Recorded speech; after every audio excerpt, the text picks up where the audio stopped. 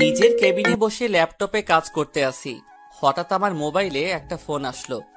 Number দেখি unknown number. 2-3 বার বাজার পর ধরলাম। আসসালামু আলাইকুম, কে বলছেন? ওয়ালাইকুম আসসালাম। আপনি আমাকে চিনবেন না, আপনি মারিয়াকে চিনেন? আপনি কোন মারিয়ার কথা বলছেন? আমি তো একটা মারিয়াকে চিনি, যাকে আমি ভালোবাসি। আমি ওই মারিয়ার কথা বলছি। আপনি কতটুকু ভালোবাসেন মারিয়াকে? আমি আমার পরিবারের পরে ওকে ভালোবাসি, বলতে গেলে অনেক বেশি ভালোবাসি এবং বিশ্বাস করি। তাহলে একটু এই পার্কে আসতে পারবেন? দেখে যান আপনার মারিয়া কি করছে। মারিয়া কি করছে? আপনি আসলে দেখতে পাবেন। বেশি দেরি করবেন না কিন্তু। বাই। বলে মেয়েটা ফোন কেটে দিল। আমি মনে করছি মারিয়াকে কল দিব, কিন্তু পরে চিন্তা করলাম মেয়েটার কথা মতো আগে দেখে আসি। নিজের কেবিন থেকে বেরিয়ে বসের কেবিনে গিয়ে ছুটি নিয়ে অফিস থেকে বেরিয়ে একটা রিক্সা নিয়ে পার্কে চলে গেলাম। ভাড়া মিটিয়ে পার্কের ভিতরে গেলাম। তারপর চারপাশে তাকিয়ে দেখতে লাগলাম। হঠাৎ একটা জায়গায় চোখ পড়তেই আমি পুরো অবাক হয়ে গেলাম। দেখি ওই মেয়েটার কথা ঠিক। মারিয়া তো বলেছে তাদের বাসায় আজকে মেহমান আসবে, সে ফোনে কথা বলতে পারবে না। আমি পকেট থেকে মোবাইলটা বের করে মারিয়াকে ফোন দিলাম। বলো। কি করো? মেহমান সব চলে এসেছে। সবাই চলে এসেছে। ও, তা এখন কোথায় আছো? কি করো? আমি এখন কিচেন রুমে আছি, সবার জন্য নাস্তা তৈরি করছি। আচ্ছা, আপনি কি একটু পিছনে তাকাতে পারবেন? হঠাৎ আপনি বলছো কেন? আর পেছনে কোথায় তাকাবো? আপনি যেখানে বসে আছো একটু পিছনে তাকান তো দেখি। মারিয়া আমার কথা শুনে পিছনে ফিরে তাকিয়ে দেখে আমি দাঁড়িয়ে আছি। মারিয়া বসা থেকে উঠে আমার কাছে আসতে চাইলে আমি পার্ক থেকে বেরিয়ে যাই। পার্ক থেকে বেরিয়ে একটা দোকান থেকে এক প্যাকেট সিগারেট আর একটা ম্যাচ নিয়ে বাসায় চলে আসি। রুমে ঢুকে একটার পর একটা সিগারেট টানতে লাগলাম। পার্ক থেকে বেরিয়ে আসার সময় মোবাইল বন্ধ করে রেখেছি। মারিয়া অনেকবার ডেকেছে আমাকে, আমি তার কোনো কথা না শুনে চলে আসলাম। হঠাৎ কলিং বেল বেজে উঠল। আমি উঠে গিয়ে দরজা খুলে দিলাম। দরজা খুলে দেখি মারিয়া দাঁড়িয়ে আছে। আপনি এখানে কেন আসছেন? আপনি এখান থেকে চলে যান। কোনো মিথ্যাবাদীর সাথে আমি কথা বলতে চাই না। রাসেল, তুমি আমাকে ভুল ভাবছো। আগে সত্যিটা শোনো। আমি আপনার কোনো কথা শুনতে চাই না, আপনি এখান থেকে চলে যান। রাসেল, আমায়। তাকে কিছু বলতে না দিয়ে দরজা বন্ধ করে দিলাম। আমি রুমে এসে আবার সিগারেট টানতে লাগলাম। কি অপরাধ ছিল আমার? তুমি আমাকে এভাবে ধোঁকা দিলে। তুমি তো জানো আমি তোমাকে অনেক ভালোবাসি। কেন আমার ভালোবাসা নিয়ে মিথ্যা অভিনয় করেছিলে? কেন আমার কাছে মিথ্যা বলেছিলে? আমি তো কোনো দোষ করি নাই, তাহলে তোমাকে বিশ্বাস করাটা আমার অপরাধ ছিল। দেখতে দেখতে 2 দিন চলে গেল। এই 2 দিন অনেক কান্না করেছি, অফিসে পর্যন্ত যাইনি। আমি একটা ডিসিশন নিলাম, আমি থাকবো না আর এখানে। আমি গ্রামের বাড়িতে চলে যাব। এই 2 দিনে মারিয়া আবার এসেছে। আমি তার কোনো কথা না শুনে তাড়িয়ে দিলাম। সকালে ফ্রেশ হয়ে বাহিরে এসে একটা রিক্সা নিয়ে অফিসে চলে গেলাম। সোজা নিজের কেবিনে চলে গেলাম। রিজাইন লেটার টাইপ করে বসের কেবিনে চলে গেলাম। আসতে পারি স্যার?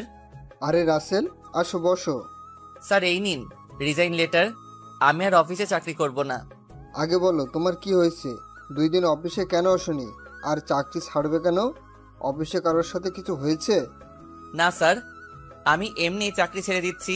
রাসেল, আমি জানি তুমি অনেক ভালো ছেলে। অফিসে তুমি নিজের মতো কাজ করো। আমাকে প্লিজ সত্যি করে বলো কি হয়েছে। ঠিক আছে বলছি, আমি একটা মেয়েকে ভালোবাসি, মেয়েটাও আমাকে ভালোবাসে। তার সাথে আমার 1 বছরের সম্পর্ক। তার সাথে ফেসবুকে পরিচয় হয়। কথা বলতে বলতে দুজন দুজনকে ভালোবেসে ফেলি। 6 মাস আগে দুইজনই দেখা করি। তারপর থেকে তার সাথে আরো ভালো সম্পর্ক হয়ে যায়। এভাবে চলছিল আমাদের ভালোবাসা। কিন্তু হঠাৎ 2 দিন আগে আমার মোবাইলে একটা কল আসে। তারপর সব খুলে বললাম। বুঝতে পারছি, হয়তো তোমার থেকে ভালো কাউকে পেয়েছে, তাই বলে তুমি চাকরি ছেড়ে দিবে? আমি তোমাকে অফিস থেকে যেতে দিব না। এই অফিসে কাজ না করো, তবে আমার নোয়াখালী যে অফিস আছে সেটাই তুমি কাজ করো। প্লিজ রাসেল, তুমি চাকরি ছেড়ে যেও না। ঠিক আছে স্যার, আমি আপনার নোয়াখালী অফিসে কাজ করব। আমি আজকে রওনা দিতে চাই। ঠিক আছে, আমি ওখানে ম্যানেজারের সাথে কথা বলে বলছি। আর তোমাকে একটা ফ্ল্যাট দেওয়া হয়েছে, এখন থেকে তুমি ওই বসের দায়িত্ব পালন করবে। আমি মাঝে মাঝে গিয়ে হিসেব নিয়ে আসবো। আর তুমি তো গাড়ি চালাতে পারো, তাই তোমাকে অফিস থেকে একটা গাড়ি দেওয়া হবে। তুমি আজকে না গিয়ে কালকে সকালে যাও। ওকে স্যার, তাহলে আমি এখন বাসায় গিয়ে সবকিছু গুছিয়ে রাখি। ঠিক আছে, যাও। আমি বসের কেবিন থেকে বেরিয়ে অফিসের সবার কাছ থেকে বিদায় নিয়ে বাহিরে চলে আসলাম। একটা রিক্সা নিয়ে রেস্টুরেন্টে গিয়ে খাবার খেয়ে বাসায় চলে আসলাম। অনেকক্ষণ বকবক করে গেছি, এখনো পরিচয় দেই নাই। আমি রাসেল, বর্তমানে একটা অফিসে চাকরি করি। পরিবারের সবাই আছে, কিন্তু একটা ছুরির দায়ে ঘর বের করে দিছে আমাকে আজ 2 বছর আগে। তারপর ঢাকায় চলে আসি। তারপর একটা হোটেলে কাজ নেই। একদিন একটা পত্রিকায় চাকরির বিজ্ঞপ্তি দেখি, তারপর ইন্টারভিউ দিতে চলে যাই। আল্লাহর রহমতে চাকরিটা হয়ে যায়। আমি আবার গল্প লিখি। তখন মারিয়ার সাথে পরিচয় হয় 1 বছর থেকে। তারপর কি হলো সবই তো জানেন। অফিসের বস আমার কাজ দেখে অনেক খুশি হয়, তাই আমাকে তিনি ছাড়তে চান না। আর কিছু জানা লাগবে না, গল্পের সাথে থাকুন, সব জানতে পারবেন। পরের দিন সকালে ঘুম থেকে উঠে ফ্রেশ হয়ে বাহিরে এসে নাস্তা করে বাসায় চলে আসি।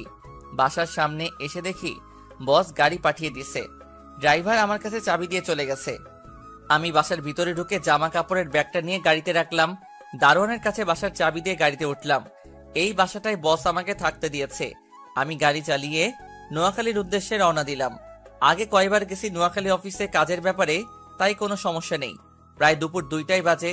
অফিসের সামনে চলে আসলাম। আসার সময় রেস্টুরেন্ট থেকে খাবার খেয়ে আসলাম। গেট দিয়ে ঢুকে গাড়ি পার্কিং করে অফিসের ভিতরে চলে গেলাম। ভিতরে ঢুকে সোজা ম্যানেজারের কেবিনে চলে গেলাম। ভিতরে আসতে পারি? আরে আসুন স্যার, আপনার আমার কেবিনে আসতে অনুমতি লাগবে? আমি ভিতরে ঢুকে চেয়ারে গিয়ে বসলাম। একটা কথা বলি আপনাকে, আমাকে স্যার না বলে নাম ধরে ডাকবেন। আমি আপনার ছেলের মতো। তুমি অনেক ভালো ছিলে, চলো তোমাকে তোমার কেবিনে নিয়ে যাই। এখন আমি বাসায় যাব। 2 দিন পর থেকে নিয়মিত অফিসে আসব। আপনি আমাকে নতুন ফ্ল্যাটে নিয়ে যান। ঠিক আছে, আমি তোমাকে নতুন বাসায় নিয়ে যাচ্ছি। তারপর ম্যানেজার অফিসের সবাইকে বলে আমার সাথে অফিস থেকে বেরিয়ে আসলো। গাড়িতে উঠে নতুন বাসায় যেতে লাগলাম। কিছুক্ষণ পর একটা বাসার সামনে চলে আসলাম। বাসার ভিতরে ঢোকার পর ম্যানেজার আমাকে 3 তলা একটা ফ্ল্যাটে নিয়ে গেল। তারপর ম্যানেজারের সাথে কিছুক্ষণ কথা বললাম। ম্যানেজার চলে যাওয়ার পর আমি সবকিছু গুছিয়ে রাখলাম। রাতে বাহির থেকে খাবার খেয়ে রুমে চলে আসলাম। পরের দিন সকালে ঘুম থেকে উঠে ফ্রেশ হয়ে গাড়ি নিয়ে বাহিরে চলে আসলাম। একটা রেস্টুরেন্টে ঢুকে নাস্তা করে নিলাম। রেস্টুরেন্ট থেকে বেরিয়ে আসতেই হঠাৎ একটা পিচ্চি মেয়ে সামনে আসলো। ভাইয়া, কয়টা টাকা দেন না, অনেক ক্ষুধা লাগছে। তুমি ভিক্ষা করো কেন? তোমার আব্বু আম্মু কোথায়? ভাইয়া, আমার আব্বু নেই, আমাকে আর আম্মুকে রেখে কোথায় যেন চলে গেছে। আম্মু মানুষের বাসায় কাজ করে। আজ 2 দিন আম্মু অসুস্থ, তাই ঘরে কোনো খাবার নেই। তোমার নাম কি? থাকো কোথায়? ভাইয়া, আমার নাম রাইসা, আমরা বস্তিতে থাকি। ঠিক আছে, আমাকে তোমাদের বাসায় নিয়ে চলো। ভাইয়া, কয়টা টাকা দেন, অনেক ক্ষুধা লাগছে। আম্মু এখনো কিচ্ছু খায়নি, ওষুধও নয়। আমি কি বলবো, বলার কোনো ভাষা নেই। হায় রে মানুষ, এখন মেয়েটার পড়ালেখা করার সময়, এখন সে রাস্তায় ভিক্ষা করছে। আমি আর কোনো কথা না বলে রাইসাকে নিয়ে রেস্টুরেন্টে ঢুকে গেলাম। রাইসার জন্য খাবার অর্ডার করলাম। কিছুক্ষণ পর খাবার দিয়ে গেল। রাইসা কিছু খাবার খেয়ে বাকিটা একটা পলিথিনে ঢুকাতে গেলে আমি বললাম, তুমি খাবার পলিথিনে ঢুকাও কেন? ভাইয়া, আম্মু তো এখনো কিচ্ছু খায়নি, তাই আম্মুর জন্য বাকি খাবারগুলো নিয়ে যাচ্ছি।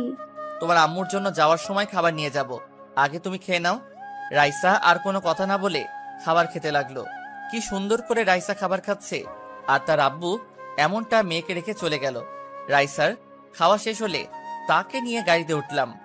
রাইসার আম্মুর জন্য খাবার নিয়ে নিলাম। রাইসাকে নিয়ে বস্তিতে যেতে লাগলাম। কিছুক্ষণ পর একটা বস্তিতে চলে আসলাম। গাড়ি খাবারের প্যাকেট নিয়ে রাইসার সাথে বস্তির ভিতরে চলে গেলাম। ভিতরে ঢুকে একটা রুমে ঢুকলাম। রুমটা প্লাস্টিক দিয়ে বানানো, বৃষ্টি হলে সবকিছু ভিজে যাবে, কারণ প্লাস্টিক জায়গায় জায়গায় ছিঁড়ে আছে। আম্মু দেখো, তোমার জন্য খাবার নিয়ে এসেছি। একটা টাকাও পাইনি, তাই ওষুধ আনতে পারি নাই। এই ভাইয়াটা খাবার কিনে দিছে। রাইসার আম্মু একটু মাথা তুললো, দেখে মনে হচ্ছে অনেক জ্বর শরীরে। আমি ওনার মাথায় হাত দিয়ে দেখি জ্বরে মাথা পুড়ে যাচ্ছে, তাই ওনার সাথে কথা না বলে কোলে নিয়ে গাড়িতে রাখলাম। তারপর একটা হাসপাতালে নিয়ে গেলাম। হাসপাতালে নেওয়ার পর ডাক্তার ওনাকে কেবিনের ভিতরে নিয়ে গেল। কিছুক্ষণ পর একজন ডাক্তার বেরিয়ে আসলো। ডাক্তার, কি অবস্থা ওনার? উনি এখন ভালো আছে, কয়দিন ধরে খাওয়া দাওয়া করে নাই, তাই শরীর অনেক দুর্বল হয়ে গেছে। আমি কিছু ওষুধ লিখে দিচ্ছি, আপনি এগুলো নিয়মিত খাওয়াবেন, তাহলে সুস্থ হয়ে যাবে। ঠিক আছে ডাক্তার। ইনজেকশন দিয়ে জ্বরটা কমিয়ে আনছি, কিছু খাবার নিয়ে এসে ওষুধ খাইয়ে দিবেন। আল্লাহর রহমতে কিছুদিনের মধ্যেই সুস্থ হয়ে যাবে। ওকে ডাক্তার। আর ওনার কাছে এখন যাওয়া যাবে? যেতে পারেন। আমি আর রাইসা ভিতরে ঢুকলাম, দেখি রাইসার আম্মু চোখ বন্ধ করে শুয়ে আছে। তাই রাইসাকে বললাম এখন যেন না ডাকে তার মাকে, আমি বাইরে থেকে ওষুধ নিয়ে আসছি বলে আমি বাইরে চলে আসলাম। বাহির এসে ডাক্তারের দেওয়া ওষুধ নিয়ে আবার চলে আসলাম। কেবিনের ভিতরে ঢুকে দেখি উনি রাইসাকে জড়িয়ে ধরে আছে। একটু কষ্ট করে খাবার খেয়ে ওষুধগুলো খেয়ে নেন। তুমি কে বাবা? আমার জন্য এত কিছু কেন করলে? আমার পরিচয় পরে জানতে পারবেন, আগে খাবারগুলো খেয়ে নেন। রাইসার আম্মু কোনো কথা না বলে হালকা খাবার খেলো, তারপর ওষুধ খাইয়ে দিলাম। আমি বললাম কিছুক্ষণ শুয়ে থাকতে, আমি ডাক্তারের কাছ থেকে আসছি। দেখতে দেখতে আজ 3 দিন পর আমার বাসায় নিয়ে আসলাম রাইসা এবং তার আম্মুকে। আমি অফিসে ফোন দিয়ে বলেছি আমি অফিসে আসতে কিছুদিন লেট হবে, ম্যানেজারকে সবকিছু দেখে রাখতে বলেছি। মারিয়ার কথা এখন তেমন মনে পড়ে না, আসলে রাইসার আম্মু সেবা করতে করতে তার কথা ভুলেই গেছি। তো যাই হোক, এই বাসায় কাউকে তো দেখছি না, মানে তোমার আব্বু আম্মা ওনারা কোথায়? আমার এখানে কেউ নেই। গতকাল আমি ঢাকা থেকে এসেছি, আমার অফিসের বসের এখানে একটা অফিস আছে, সেটা দেখাশোনা করার জন্য এসেছি। আর অফিস আমাকে এই বাসাটা দেয়া হলো। আব্বু আম্মুর কথা পরে এক সময় বলবো, তার আগে একটা কথা বলতে পারি? বলো। যদি কিছু মনে না করেন আমি আপনাকে আম্মু বলে ডাকতে পারি, আর রাইসাকে নিজের বোনের বানাতে পারি, যদি আপনি অনুমতি দেন। এখানে অনুমতি নেওয়ার কি আছে?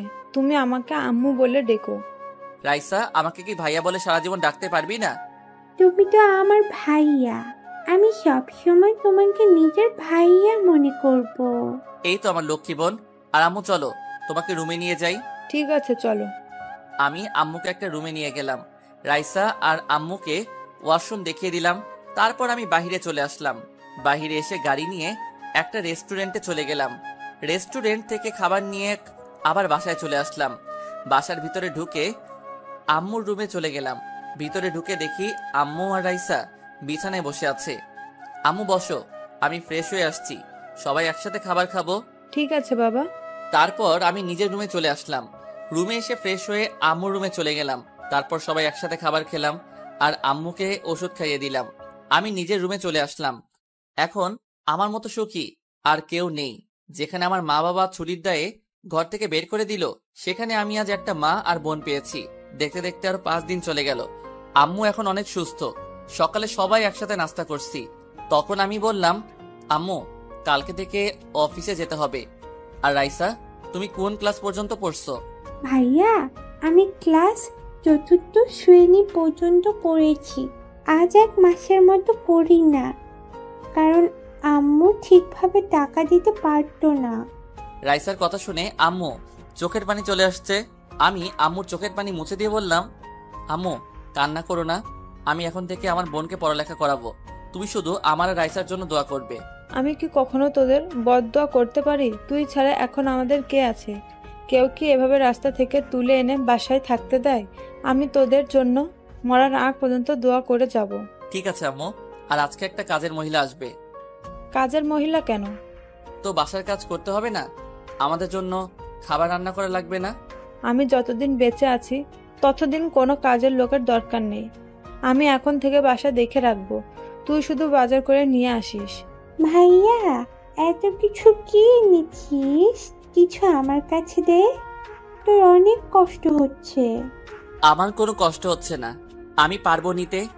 ঠিক আছে, এই ছোট ব্যাগ দুটো আমার কাছে দে। আমি আর কিছু বললাম না। রাইসার হাতে 2টা ব্যাগ দিয়ে ভিতরে ঢুকলাম। আম্মু রুম থেকে বেরিয়ে আসলো। তোমার জন্য কয়েকটা শাড়ি এনেছি, দেখো তো তোমার পছন্দ হয়েছে নাকি? না হলে সমস্যা নেই, দোকানদার বলল ফিরিয়ে নিবে। আরে আমার অনেক পছন্দ হয়েছে। তুই এত শাড়ি আনতে গেলি কেন? কত টাকা খরচ হয়েছে? আরে আম্মু, টাকার কথা তোমাকে ভাবতে হবে না। তোমাদের নিয়ে সারা বছর খেলেও আমার টাকা শেষ হবে না। আর এই নাও, ফলগুলো ফ্রিজে রেখে দাও। তুমি আর রাইসা এগুলো খাবে। আম্মু আর কোনো কথা না বলে ফলগুলো আর কাপড় নিয়ে রুমে চলে গেল। কিছুক্ষণ পর আমার কাছ থেকে বাজারগুলো নিয়ে গেল। হঠাৎ রাইসার দিকে তাকিয়ে দেখি মুখ বেজার করে বসে আছে। কি রে রাইসা, তুই মুখটা এমন করে আছিস কেন? ভাইয়া, আমার জন্য কিছু আনো নাই? কে বলেছে আমার পাগলি বোনটার জন্য কিছু আনি নাই? তোর জন্য আইসক্রিম আর চকলেট নিয়ে এসেছি, আর 5টা জামা নিয়ে এসেছি। এই দেখ। আসলে এতক্ষণ কাজা বাজারের কারণে রাইসা তার জিনিসগুলো দেখতে পাইনি। দেখতে দেখতে আজকের দিনটা কোনো রকম কেটে গেছে। ও আপনাদের তো বলতে ভুলে গেছি, আমি এখন নতুন সিম চালাই।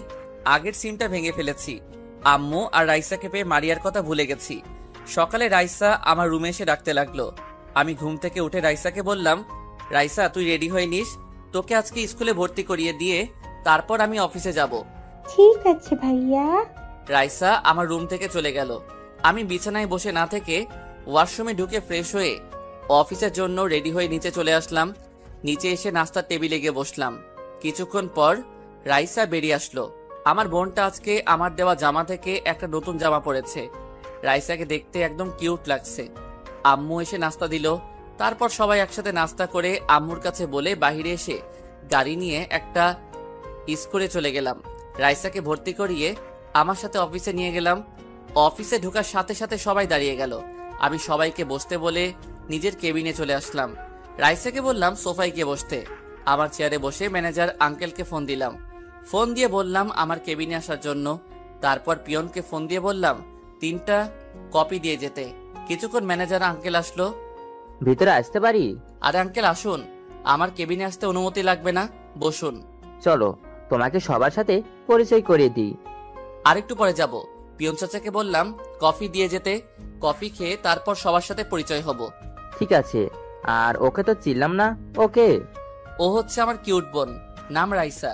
রাইসা আর তার আম্মুর জন্য এই কয়দিন অফিস আসে নাই। তারপর সব খুলে বললাম। অনেক ভালো করছো। কয়জনে এমন কাজ করে? আল্লাহ তোমাকে সারা জীবন বাঁচিয়ে রাখুক। কথার ফাঁকে পিয়ন চাচা এসে কফি দিয়ে গেল। আমি ম্যানেজার আর রাইসা কফি খাচ্ছি। কফি খাওয়া শেষে রাইসাকে বললাম, রাইসা তুমি বসো, ভাইয়া অফিসের সবার সাথে পরিচয় হয়ে আসি।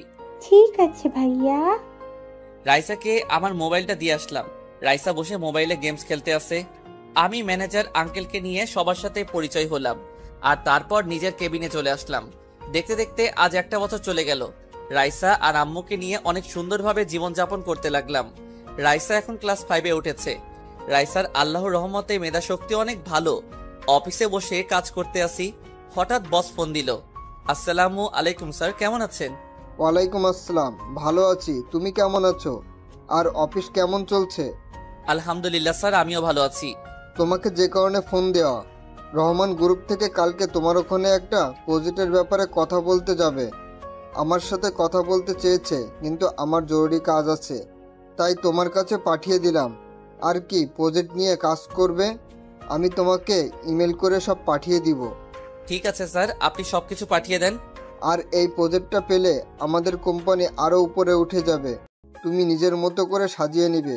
Okay sir. আরো কিছুক্ষণ কথা বলে ফোনটা কেটে দিলাম। তারপর কাজে মন দিলাম। পরের দিন অফিসে বসে কাজ করতে আসি। রাতে সবকিছু রেডি করে আনছি, প্রজেক্টের কাগজপত্র। হঠাৎ বাহির থেকে মেইলি কণ্ঠ একজন বলল, ভেতরে আসতে পারি? আসুন। আমি রহমান গ্রুপ থেকে এসেছি। রহমান আমার বাবার নাম। আব্বু একটু অসুস্থ, তাই বাবার অফিস আমি দেখাশোনা করি। আমি যেই না মেয়েটার দিকে তাকালাম, তখনই আমি পুরো অবাক হয়ে গেলাম। ঠিকই ধরেছেন, মারিয়া। কিন্তু ও এখানে কেন? তাহলে মারিয়ার সাথে প্রজেক্টের ব্যাপারে কাজ করতে হবে। মারিয়া আমাকে দেখে বলল, রাসেল, তুমি তুমি এতদিন কোথায় ছিলে? আমি তোমাকে পুরো ঢাকা শহর খুঁজেছি, কিন্তু কোথাও পাইনি। তোমার বাসায় অনেকবার গিয়েছি, কিন্তু তোমার দেখা পেলাম না। কেন আমাকে খুঁজছেন? আপনি তো আমাকে ধোকা দিয়েছেন, আমার সাথে প্রেমের অভিনয় করেছেন, আমার সাথে মিথ্যা কথা বলে অন্য বয়ফ্রেন্ডের সাথে ঘুরতে বের হয়েছেন। আপনার জন্য তো ভালো হয়েছে আমি আপনার কাছে না থেকে দূরে সরে এসেছি। রাসেল, তুমি আমাকে ভুল ভাবছো। ওই ছেলের সাথে ওসব বিষয়ে কথা না বললে খুশি হব। আপনি কাজের কথা বলেন। মারিয়া আর কোনো কথা না বলে প্রজেক্টের ব্যাপারে কথা বলতে লাগলো, কিন্তু তার চোখ দিয়ে অশ্রু ঝরে পড়ছে। চোখ সরিয়ে প্রজেক্টের ব্যাপারে সবকিছু বুঝিয়ে বললাম। তারপর মারিয়া আমাদের প্রজেক্টটা দিল। আরো কিছু কথা বলতে চেয়েছে, তখন আমি বললাম, প্লিজ আপনি কাজের ব্যাপারে কথা বলতে পারেন, আর আমি অন্য কোনো কথা শুনতে চাই না। ঠিক আছে, বলবো। শুধু একটা কথা বলে যাই, আমি তোমাকে অনেক ভালোবাসি। যখন সত্যিটা জানতে পারবে, তখন আমার কাছে ফিরে এলে আমি তোমাকে আর মেনে নেব না। তোমার জন্য 1 বছর অনেক কষ্ট পেয়েছি, কিন্তু তোমার কথা শোনার পর এখন আমি তোমাকে ঘৃণা করি। বলে মারিয়া কেবিন থেকে বেরিয়ে গেল। এখন আমি ভাবতে লাগলাম তাহলে আমি মারিয়াকে ভুল বুঝেছি, কিন্তু আমি তো দেখলাম সে অন্য ছেলের সাথে বসে হেসে হেসে কথা বলছে। আমি আর কিছু না ভেবে কাজে মন দিলাম। শালার এখন কাজে মন বসছে না। হঠাৎ মোবাইলটা বেজে উঠল, তাকিয়ে দেখি বসে ফোন দিছে। আসসালামু আলাইকুম স্যার, কেমন আছেন? আলহামদুলিল্লাহ ভালো আছি, তুমি কেমন আছো? জি আমিও ভালো আছি। তা রহমান সাহেবের মেয়ে তোমার কাছে গেছে? জি স্যার এসেছে, আল্লাহর রহমতে আমরা প্রজেক্টটা পেয়ে গেছি।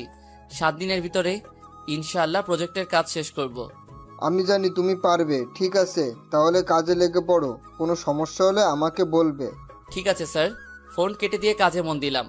বিকেলে অফিস থেকে বেরিয়ে এসে গাড়ি নিয়ে বাসায় যেতে লাগলাম। হঠাৎ একটা ছেলেকে গাড়ি দাঁড় করালাম। এই ছেলে আর কেউ নয়, মারিয়ার সাথে যে ছেলেটা ছিল ওই ছেলেটা। আমি গাড়ি এক সাইডে পার্কিং করে ছেলেটাকে ডাক দিলাম। ছেলেটা আমার সামনে আসার পর বলল, আপনাকে কোথায় যেন দেখেছি, কিন্তু মনে পড়ছে না। তুমি আমাকে পার্কে দেখেছো আজ 1 বছর আগে, যখন তুমি মারিয়ার সাথে পার্কে ছিলে। ও, তার মানে আপনি রাসেল। মারিয়ার মুখে অনেকবার আপনার কথা শুনেছি, কিন্তু কখনো দেখিনি। কেন? আমার ছবি তো মারিয়ার মোবাইলে ছিল। মারিয়া তো ওই দিক আপনাকে অনেকবার ডেকেছে, কিন্তু আপনি তার কোনো কথা না শুনে চলে গেলেন। তখন মারিয়া রাগ করে মোবাইল আছাড় মেরে ভেঙে ফেলে। ও, তা তোমাদের ভালোবাসা কেমন চলছে? মারিয়া তোমাকে অনেক ভালোবাসে তাই না? কিন্তু আমাকেও মেরেছে, কিন্তু সেটা আমার সাথে অভিনয় করবে সেটা কখনোই ভাবতে পারি নাই। আমি মারিয়াকে ভালোবাসি না, মারিয়া আমার মামাতো বোন।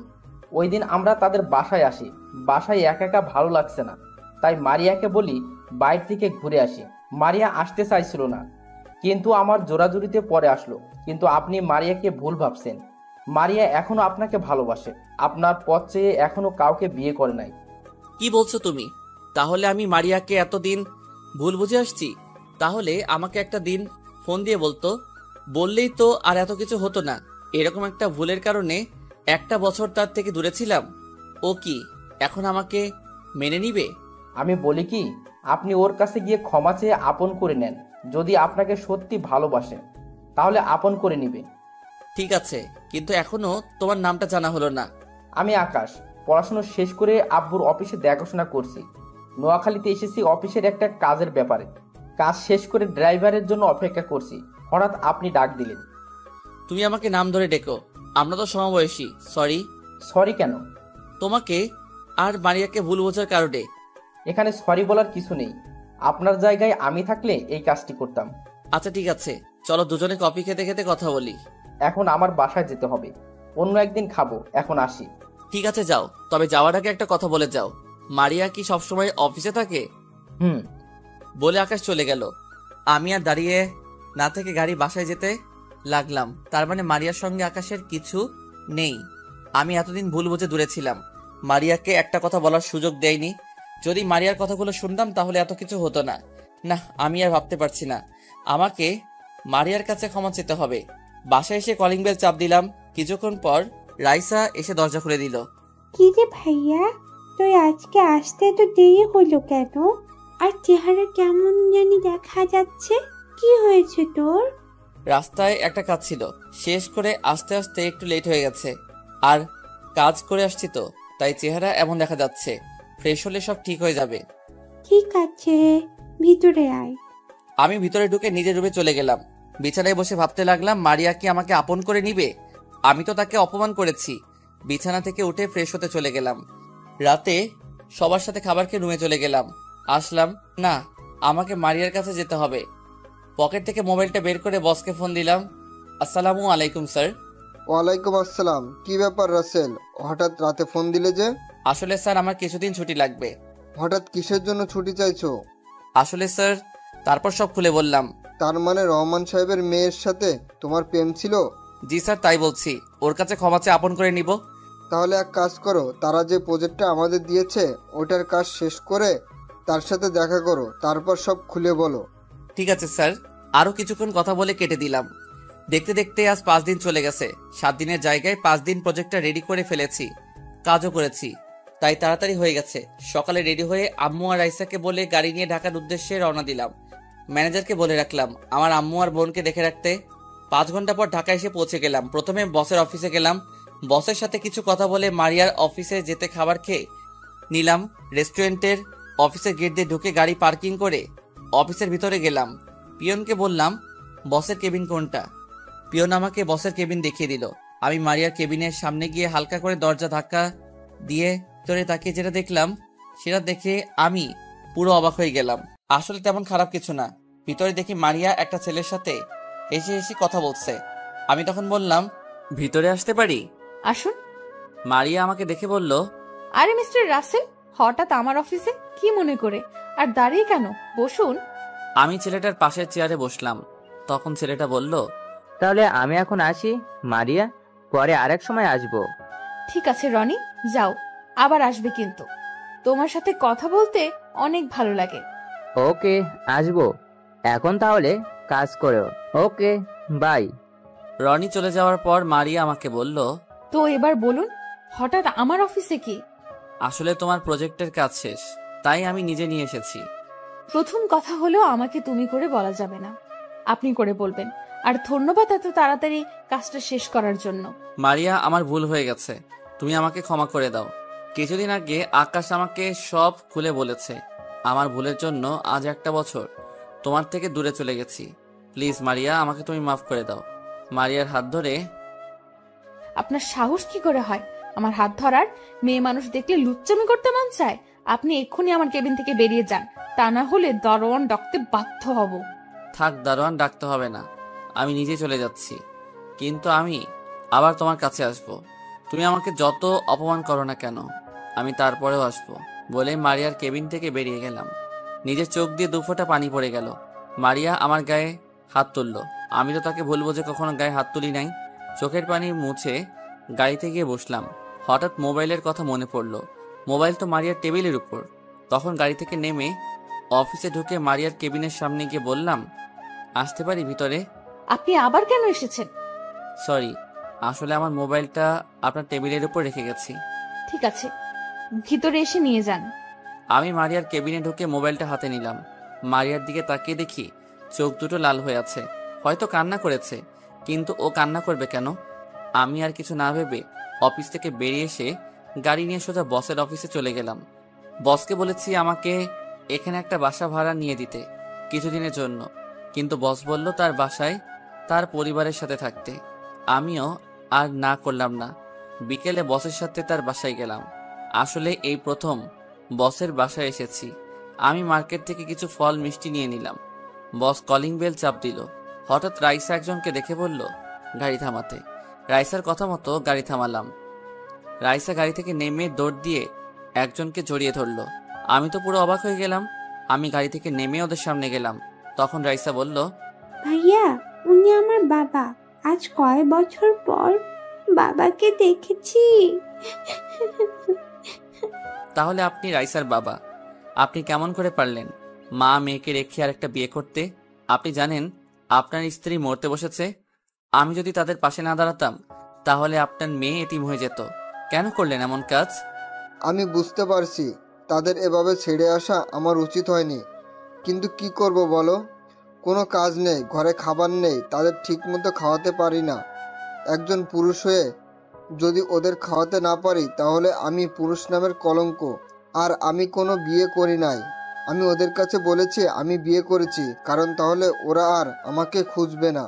আপনি কি করে ভাবলেন? আপনার মেয়ের কথা একবার চিন্তা করেছেন? যে মেয়ে ওই সময় পড়ালেখা করার কথা, সেই মেয়ে রাস্তার মানুষের কাছে ভিক্ষা করে তার মায়ের ওষুধে টাকা তুলছে। আমার ভুল হয়ে গেছে বাবা। আমি এখন একটা অফিসে কাজ পেয়েছি, তাই ওদের খুঁজতে এই শহরে এসেছি। আমি ওদের ফিরিয়ে নিতে চাই, আর তোমাকে ধন্যবাদ দিয়ে ছোট করব না। তুমি ওদের জন্য যা করেছো আমি সারা জীবন ঋণী হয়ে থাকবো। ভাইয়া, আব্বু যখন ভুল বুঝতে পেরেছে, তাহলে আব্বুকে ক্ষমা করে দাও। আমি বাবাকে ছাড়া থাকতে পারবো না। দেখুন কি বলছে আপনার মেয়ে। যে জায়গায় আপনাকে ঘৃণা করার কথা, সেখানে আপনাকে ক্ষমা করে দিতে বলছে। আমি আর এমন কাজ করব না। বাঁচতে হলে একসাথে বাঁচবো, আর মরতে হলে একসাথে মরবো। আমি ওদের ছেড়ে আর কোথাও যাব না। আমি আমার মেয়েকে মানুষের মতো মানুষ করব। ঠিক আছে, এখন আপনি সাথে আমার বাসায় চলেন। রাইসার আম্মু আমার বাসায় আছে। তারপর রাইসা আর রাইসার আব্বুকে নিয়ে বাসায় চলে আসলাম। কলিং বেল চাপ দেওয়ার পর আম্মু এসে দরজা খুলে দিল। আমাদের সাথে স্বামীকে দেখে জড়িয়ে ধরে কান্না করে দিল। রাইসার আব্বু আম্মুর কাছে ক্ষমা চেয়েছে, আম্মু ক্ষমা করে দিছে। কিছুক্ষণ কথা বলার পর তারা রুমে চলে গেল। আমি আমার রুমে চলে আসলাম। বিকেলে আম্মু আর রাইসাকে নিয়ে চলে যাবে। আম্মু আর রাইসা আমাকে জড়িয়ে ধরে কান্না করে দিল, আমিও কান্না করে দিলাম, কারণ একটা বছর আমার সাথে ছিল। বাবা আমি চলে যাচ্ছি, তুই কিন্তু আমাদের বাসায় আসবি, তোকে ছাড়া থাকতে অনেক কষ্ট হবে। ভাইয়া, তুমি কিন্তু আমাকে বাসায় দেখতে আসবে। তোমাকে ছাড়া থাকতে পারবো না। ঠিক আছে বোন, আমি কয়দিন পর তোকে দেখে আসবো। তুই কিন্তু ঠিকভাবে পড়ালেখা করবি, তোকে অনেক বড় হতে হবে, নিজের পায়ে দাঁড়াতে হবে। আর আম্মু নিজের শরীরের যত্ন নিও, ঠিক মতো খাওয়া দাওয়া করো, আমাকে নিয়ে চিন্তা করো না। আমি প্রতিদিন তোমাদের সাথে ফোনে কথা বলবো। আরও কিছু কথা বলে তাদের গাড়িতে গিয়ে বাস কাউন্টারে নামিয়ে দিয়ে আসলাম, কারণ রাইসার আব্বু সিলেটে একটা অফিসে কাজ পেয়েছে। তাদের বিদায় দিয়ে বাসায় চলে আসলাম। বাসায় আসার পর বাসাটা কেমন খালি খালি লাগছে। লাগবে না কেন, এতদিন রাইসা আম্মুকে নিয়েছিলাম। চোখ দিয়ে পানি পড়তে লাগলো। তারা যাওয়ার সময় 5 লাখ টাকা সাথে দিছি, এসব টাকা আমার জমানো। আজ 2 দিন পর দুলাভাই আপু আমি একসাথে নিজের বাড়িতে যাচ্ছি। রাইসা আর আম্মুর সাথে প্রতিদিন কথা হয়, তারা এখন অনেক ভালো আছে। রাইসাকে ওখানে একটা স্কুলে ভর্তি করিয়ে দিছে। দীর্ঘ 5 ঘন্টা পর নিজের শহরে এসে পৌঁছে গেলাম। নিজের শহরের নাম বলবো না, যদি সবাই চলে আসেন। আগের থেকে অনেক পরিবর্তন হয়ে গেছে নিজের শহরটা। বাসার সামনে এসে দেখি আগে দারোয়ান চাচাই আছে। বাসার ভিতরে ঢুকে গাড়ি থেকে নামলাম। দারোয়ান চাচা আমাকে জড়িয়ে ধরে কান্না করে দিল। উনি অনেক ভালো মানুষ। আমি বাড়ি থেকে বেরিয়ে আসার সময় অনেকবার আটকাতে চেয়েছে। ওনার সাথে কিছুক্ষণ কথা বলে দরজার সামনে এসে কলিং বেল চাপ দিল আপু। কিছুক্ষণ পর একজন এসে দরজা খুলে দিল। আম্মু আমাকে দেখে জড়িয়ে ধরে কান্না করে দিল, আমিও কান্না করে দিলাম। আগের থেকে আম্মুর চেহারা অনেক শুকিয়ে গেছে। রাসেল, তুই এতদিন কোথায় ছিলি? তোর বাবা না হয় রাগে বাসা থেকে বেরিয়ে যেতে বলেছে, তাই বলে তুই বাসা থেকে বেরিয়ে যাবি? তোর এই মায়ের কথা একবারও মনে পড়ে নাই? আম্মু, তোমার কথা প্রতিদিন মনে পড়ছে, কিন্তু বাবা তো আমাকে বাসা থেকে বের করে দিছে। তাহলে আমি কি করে ফিরে আসি? তোর বাবা এখন ভুল বুঝতে পেরেছে, আগের থেকে কেমন যেন হয়ে গেছে। মাঝে মাঝে তোর ছবি বুকে নিয়ে কান্না করে। তুই ফিরে এসেছিস, যদি তোর বাবা শোনে তাহলে পাগলের মতন ছুটে আসবে অফিস থেকে। ঠিক আছে আম্মু, আমি আর তোমাদের ছেড়ে যাব না। এখন বলো আব্বু কখন আসবে? আমি এখনই ফোন দিয়ে বলছি, তোর কথা শুনলে এখনই চলে আসবে। ছেলেকে পেয়ে মেয়ে আর মেয়ের জামাইয়ের কথা ভুলে গেছো? তোদের কি ভুলতে পারি? তা তোরা হঠাৎ বাসায় আসলি, আমাদের তো বলে আসলি না। তোমাদের সারপ্রাইজ দিব বলে বলি নাই। আর রাসেলকে আমি কিছুদিন আগেই পেয়েছি, কিন্তু রাসেল বাসায় বলতে মানা করেছে তোমাদের সারপ্রাইজ দিব বলে। মানে তুই রাসেলকে কিভাবে ফেলি? তাহলে শোন। তারপর আপু সব খুলে বলল, আর এটাও বলেছে আমি এতদিন দুলাভাইয়ের অফিসে কাজ করেছি। কি, আমাদের এত কাছে থাকার পরেও তাকে দেখতে পাইনি? তা জামাই বাবাজি কেমন আছো? আলহামদুলিল্লাহ আম্মু, ভালো আছি। তুমি কেমন আছো? আর কেমন আছে? সবাই ভালো আছে। এবার সবাই ভিতরে আসো। সবাই ভিতরে গেলাম। বাসাটা আগের মতোই আছে। আম্মু আমাকে নিজের রুমে যেতে বলল। আমার রুমে এসে দেখি রুমটা আগের মতোই আছে।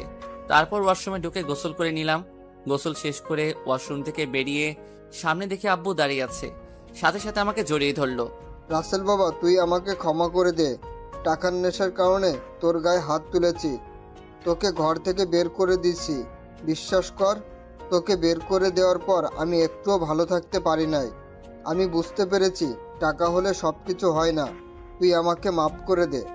আব্বু, এটা তুমি কি করছো? বাবা হয়ে ছেলের কাছে ক্ষমা চেতে হয় না। তোমার উপর অভিমান ছিল, তাই এতদিন দূরে ছিলাম। এখন কোনো অভিমান নেই। আরো কিছুক্ষণ কথা বলে বাবার সাথে নিচে আসলাম। সবাই একসাথে খাবার খেতে বসলাম। আম্মু আমাকে নিজের হাতে খাইয়ে দিল। তারপর রুমে এসে রাফিকে ফোন দিলাম। কেমন আছিস রাফি? আলহামদুলিল্লাহ ভালো আছি, তুই কেমন আছিস? আমিও ভালো আছি। এখন বল, তোর আব্বু আম্মু কেমন আছে? আর এখন তুই কোথায় আছিস? আব্বু আম্মু অনেক ভালো আছে, আর আমি এখন বাসায় আছি। অফিসে তেমন কাজ ছিল না, তাই লাঞ্চ টাইমে ছুটি হয়ে গেছে। কেন বলতো?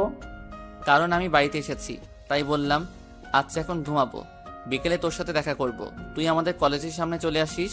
কি সত্যি? ঠিক আছে, তুই বাসা থেকে বেরিয়ে আসলে ফোন দিস। ঠিক আছে বলে ঘুমিয়ে গেলাম। আপনারা হয়তো ভাবছেন মারিয়ার কথা ভুলে গেছি। আসলে তাকে এখনো ভুলতে পারি নাই। ভুলার চেষ্টা করেছি, কিন্তু ভুলতে পারছি না। জীবনে পারবো কিনা বলতে পারি না। তবে তাকে ভুলে যাওয়ার চেষ্টা করতে হবে। ওর মতো মেয়েকে কখনো ভালোবাসা যায় না। বিকেলে ঘুম থেকে উঠে ফ্রেশ হয়ে নিচে আসলাম। নিচে এসে দেখে আব্বু, আম্মু, আপু, দুলা ভাই সবাই সোফায় বসে কফি খাচ্ছে আর গল্প করছে। তাতে বোঝা যাচ্ছে অনেক খুশি। খুশি হওয়ার কারণ আমি 3 বছর পর ছেলে ফিরে এসেছে। আমি সোজা গিয়ে আম্মুর পাশে বসলাম। কিরে বাবা, তোর ঘুম ভেঙেছে? তুই জার্নি করে আসছিস, তাই তোকে ডাকি নাই। আম্মু, ভেঙেছে। আমি এখন একটু বাইরে যাব। এখন কোথায় যাবি? আর গাড়ি নিয়ে যাবি নাকি তোর বাইক নিয়ে যাবি? আব্বু, গাড়ি নিব না, বাইক নিয়ে যাব। আর আমি রাফির সাথে দেখা করতে যাচ্ছি। ঠিক আছে, যা, আর সাবধানে যাস। ওকে আম্মু। বাসা থেকে বেরিয়ে বাইক নিয়ে কলেজের সামনে যেতে লাগলাম। বাইকটা পরিষ্কার ছিল, মনে হয় দারোয়ান চাচা পরিষ্কার করে রাখে। কিছুক্ষণ পর কলেজের সামনে চলে আসলাম। আসার সময় রাফিকে ফোন দিয়ে এসেছি। কিছুক্ষণ পর দেখি রাফি বাইক নিয়ে আমার সামনে আসলো। বাইক আগেরটা অনেক পুরনো হয়ে গেছে। রাফি বাইক থেকে নেমে আমাকে জড়িয়ে ধরলো। কেমন আছিস? আর হঠাৎ করে আসলি? আমাকে তো একটা বার বললি না। তোকে না, বাসার কাউকে বলি নাই। সবাইকে সারপ্রাইজ দিব বলে বলি নাই। তা তোর অবস্থা বল, অফিসে কাজ কেমন চলছে? আলহামদুলিল্লাহ, ভালো। তারপর আরো কিছুক্ষণ কথা বলে দুজনে বাইকটা শোরুমের রুমে চলে আসলাম। রাফি আমাকে জিজ্ঞেস করছে এখানে কেন এসেছি। আমি তাকে কিছু বলি নাই। তারপর শোরুমে ঢুকে একটা দামি বাইক কিনলাম। বাইকের নাম বলতে পারবো না, কারণ জীবনে কখনো বাইক চালাই নাই, তাই নামও জানি না। বাইকটা কিনে বাহিরে আসার পর রাফিকে বললাম, এই নে বাইকের চাবি, এটা তোর জন্য কিনেছি। আমি বাইক দিয়ে কি করব? আমার তো বাইক আছে। সেটা তো জানি, দেখছি অনেক পুরনো হয়ে গেছে। এখন থেকে নতুন বাইক চালাবি। তুই সারা জীবন আমাকে দিয়ে যাবি? তোকে কখনো কিছু দিতে পারি নাই। দূর পাগল, বন্ধু বন্ধুকে দিছে, এখানে কান্না করার কি আছে? আমি যতদিন বেঁচে আছি ততদিন তোর পাশে আছি। আরো কিছুক্ষণ আড্ডা দিয়ে বাসায় চলে আসলাম। কলিং বেল চাপ দেওয়ার পর যে দরজা খুলে দিল, আমি তো তাকে দেখে পুরো অবাক হয়ে গেলাম। আপনারা কি ভাবছেন মারিয়া? আরে না, আমার শত্রু জীবন, মানে আমার বন্ধু। কিন্তু ও হঠাৎ আমাদের বাসায় কেন? কিরে, কেমন আছিস? এখনো আমার উপর রাগ করে আছিস? আমি এখন আগের মতো নেই রে। আমি এখন ভালো হয়ে গেছি। প্লিজ তুই আমাকে ক্ষমা করে দে। তোর আব্বু আমাকে ফোন দিয়ে বলেছে তুই ফিরে এসেছিস, তাই তোকে দেখতে আসলাম। আমি তোকে ক্ষমা করে দিছি। আগে অভিমান ছিল, এখন নেই। আর তোর কারণে আব্বু আম্মু সত্যটা জানতে পেরেছে, তাই তোকে মাফ করে দিছি। তাই এতদিন কোথায় ছিলি? তোর কোনো খোঁজ খবর নেই? তাহলে শোন। তারপর সব খুলে বললাম। ও, তা এখন কি করবি? আগে কিছুদিন তোদের সময় দিব, তারপর আব্বুকে রেস্ট দিয়ে আমি অফিস দেখাশোনা করব। তাহলে তো ভালোই। আর তুই জানিস আমি তোদের অফিসে চাকরি করি। তাহলে তো ভালোই হবে। আরো কিছুক্ষণ কথা বলে ভিতরে গেলাম। রাতে জীবন সবার সাথে খাবার খেয়ে বাসায় চলে গেল। আমি রুমে এসে মোবাইল টিপতে টিপতে ঘুমিয়ে গেলাম। এভাবে দেখতে দেখতে 2 মাস চলে গেল। এখন আমি নিজেদের অফিস দেখাশোনা করি। মারিয়ার কথা এখন আর মনে পড়ে না। হয়তো এতদিনে আকাশকে বিয়ে করে সংসার করছে। সারাদিন অফিসে কাজের মধ্যে বিজি থাকি, তাই আর মারিয়ার কথা মনে পড়ে না। আর প্রতিদিন রাইসা আর আম্মুর সাথে ফোনে কথা বলি। আমাদের সবাই যেতে বলছে, কিন্তু কাজের চাপের কারণে যাওয়া হয় না। দুলাভাই আর আপু কিছুদিন থেকে ঢাকায় চলে গেছে। রাতে সবাই মিলে খাবার খেতে বসলাম। হঠাৎ আব্বু বলল, এভাবে আর কতদিন? এবার তো একটা বিয়ে কর। আমার এক বন্ধুর মেয়ে আছে, দেখতে অনেক সুন্দর, তোর সাথে ভালো মানাবে। তোর আব্বু ঠিক কথা বলেছে, তুই একটা বিয়ে কর। আমাদের কি দাদা দাদির হওয়ার শখ নেই? তুই মানা করিস না। ঠিক আছে, তোমরা কথা বলে বিয়ের দিন তারিখ ঠিক করো। তাহলে তুই একবার মেয়েটাকে দেখে আয়, তোর পছন্দ হলে সবকিছু ঠিক করব। আমার পছন্দের দরকার নেই আব্বু, তোমাদের পছন্দ হলে চলবে। তুমি কথা বলে দিন তারিখ ঠিক করো। ঠিক আছে, আমি তাহলে বন্ধুর সাথে কথা বলি। তারও ইচ্ছে তার মেয়ের সাথে আমার ছেলের বিয়ে দিবে। আমি আর কোনো কথা না বলে খাবার খেয়ে রুমে চলে আসলাম। মোবাইল টিপতে টিপতে ঘুমিয়ে পড়লাম। সকালে ঘুম থেকে উঠে ফ্রেশ হয়ে নাস্তা করে গাড়ি নিয়ে অফিসে চলে গেলাম। অফিসের ভিতরে ঢোকার সাথে সাথে সবাই দাঁড়িয়ে সালাম দিল। আমি তাদের বসতে বলে নিজের কেবিনে চলে গেলাম। নিজের কেবিনে এসে জীবনকে ফোন দিলাম। কিছুক্ষণ পর জীবন আমার কেবিনে আসলো। বল, কেন ডেকেছিস? তোর কি হাতে কাজ বেশি আছে? না, তেমন কোনো কাজ নেই। কেন বলো তো? তাহলে চল একটু বাহির থেকে ঘুরে আসি, আজকে অফিসে ভালো লাগছে না। ঠিক আছে, তুই বস, আমি সবাইকে বলে আসছি। জীবন কেবিন থেকে বেরিয়ে গেল। আপনাদের তো বলতে ভুলে গেছি, জীবন আমাদের অফিসে ম্যানেজারের দায়িত্ব পালন করে। কিছুক্ষণ পর জীবন আসলো কেবিনে। তারপর ওকে নিয়ে অফিস থেকে বেরিয়ে আসলাম। কিছুক্ষণ বাইরে ঘোরাঘুরি করে অফিসে চলে আসলাম। এখন মনটা ভালো হয়ে গেছে, কাজে মন দিলাম। বিকেলে অফিস শেষ করে বাসায় চলে আসলাম। কলিং বেল চাপ দেওয়ার পর আম্মু এসে দরজা খুলে দিল। আম্মুর সাথে কিছুক্ষণ কথা বলে রুমে চলে আসলাম। রাতে খাবার টেবিলে আব্বু বলল, রহমানের সাথে কথা হয়েছে, আগামী শুক্রবার তোর বিয়ে। আর বিয়েটা হবে মেয়ের নানার বাড়িতে, কারণ তারাও তো ঢাকা থাকে। তোমরা যা ভালো মনে হয় করো। খাবার খেয়ে নিজের রুমে চলে আসলাম। রুমে এসে বিছানায় শুয়ে ভাবতে লাগলাম, মেয়েটা কেমন হবে? দেখতে কি সুন্দর নাকি কালো? ব্যবহার কেমন? আব্বু তো বলল অনেক ভালো। দূর, কালো হলে সমস্যা নেই, আমার আব্বু আম্মুর খেয়াল রাখলেই চলবে। একমাত্র তাদের জন্য বিয়েটা করছি। দেখতে দেখতে সে দিনটা চলে আসলো, মানে আজকে আমার বিয়ে হয়েছে। কিছুক্ষণ আগে বউ নিয়ে বাসায় এসেছি। অনেক ধুমধাম করে বিয়েটা হয়েছে। আর বিয়েতে সবাই এসেছে। দুলাভাই, আপু, রাইসার আব্বু আম্মু, আর রাইসাও এসেছে। রাফিয়ার জীবন আমার বিয়ের সব কাজ করেছে। আমি ছাদের উপরে দাঁড়িয়ে আছি। হঠাৎ রাফিয়ার জীবন আসলো। কিরে, তুই এখানে? আর তোকে পুরো বাসায় খুঁজে হয়রান। বল, কেন খুঁজছিলি? এখন রাত কয়টা বাজে সেদিকে খেয়াল আছে? ভাবি রুমে একা বসে আছে। আর একটু পরে যাই, আমার না কেমন জানি লাগছে। দূর হারামি, নতুন বিয়ে করছিস তো তাই এমন লাগছে। বইয়ের আদর পেলে সব ঠিক হয়ে যাবে। তোর কিন্তু ভাবি হয়, কথাবার্তা সাবধানে বলিস। তোর বউ মানে আমাদের ভাবি? আমরা বলতেই পারি। এখন বেশি কথা না বলে চল তোকে রুমে দিয়ে আসি। তারপর আর কি, দুই হারামি আমাকে জোর করে নিচে এনে রুমে ঢুকিয়ে দিয়ে বাহির থেকে দরজা লাগিয়ে দিল। আমিও ভিতর থেকে লাগিয়ে দিলাম। আমি রুমে ঢুকে দেখি দুই হারামি অনেক সুন্দর করে বাসরঘর সাজিয়েছে। বিছানার মাঝখানে বউ ঘোমটা দিয়ে বসে আছে। কিন্তু অবাক করার বিষয় হলো, শুনেছি বাসর করে বউ জামাইয়ের পা ধরে সালাম করে, কিন্তু এই মেয়ে তো কিছুই করছে না। হয়তো ঢাকা থাকে তো, তাই এসব মনে হয় জানে না।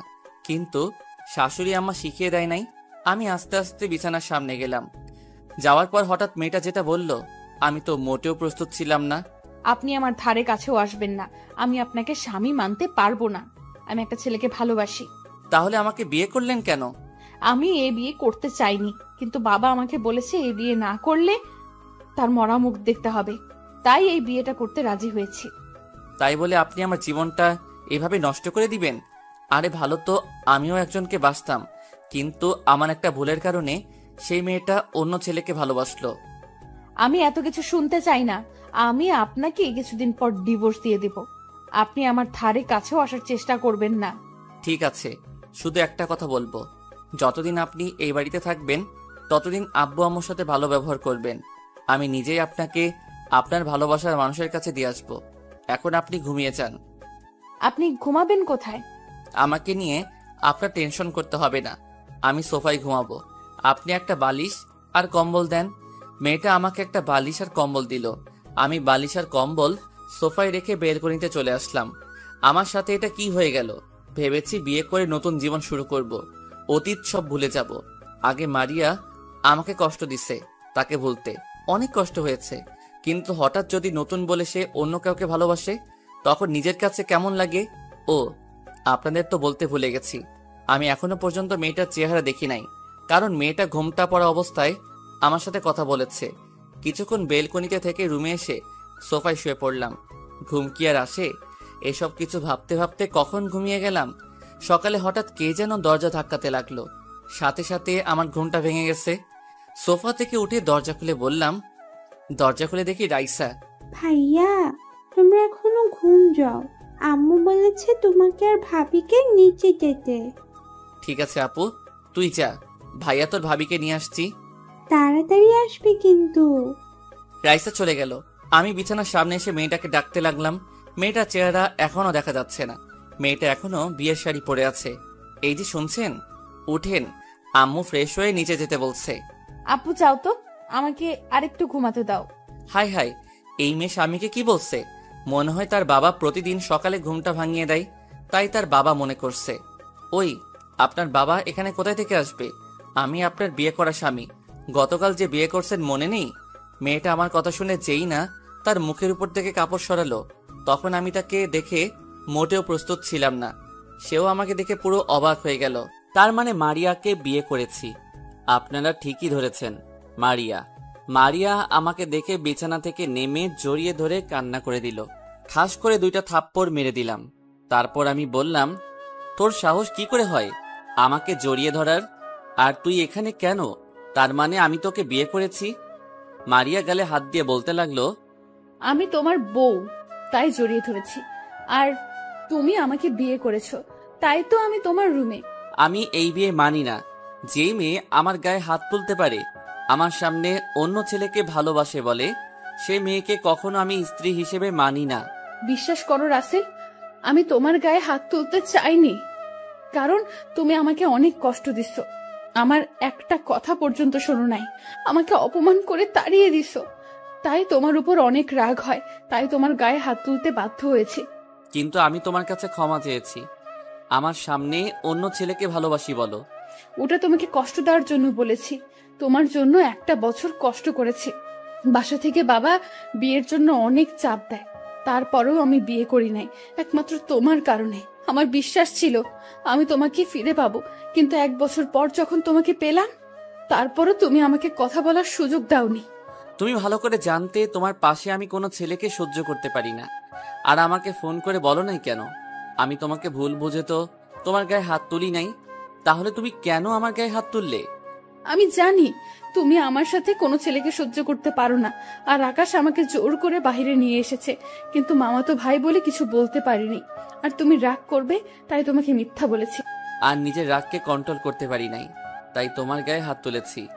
আমি মনে করছি তোমাকে কিছুদিন কষ্ট দিয়ে আবার আপন করে নিব, কিন্তু তুমি আর আমার কাছে আসো নাই।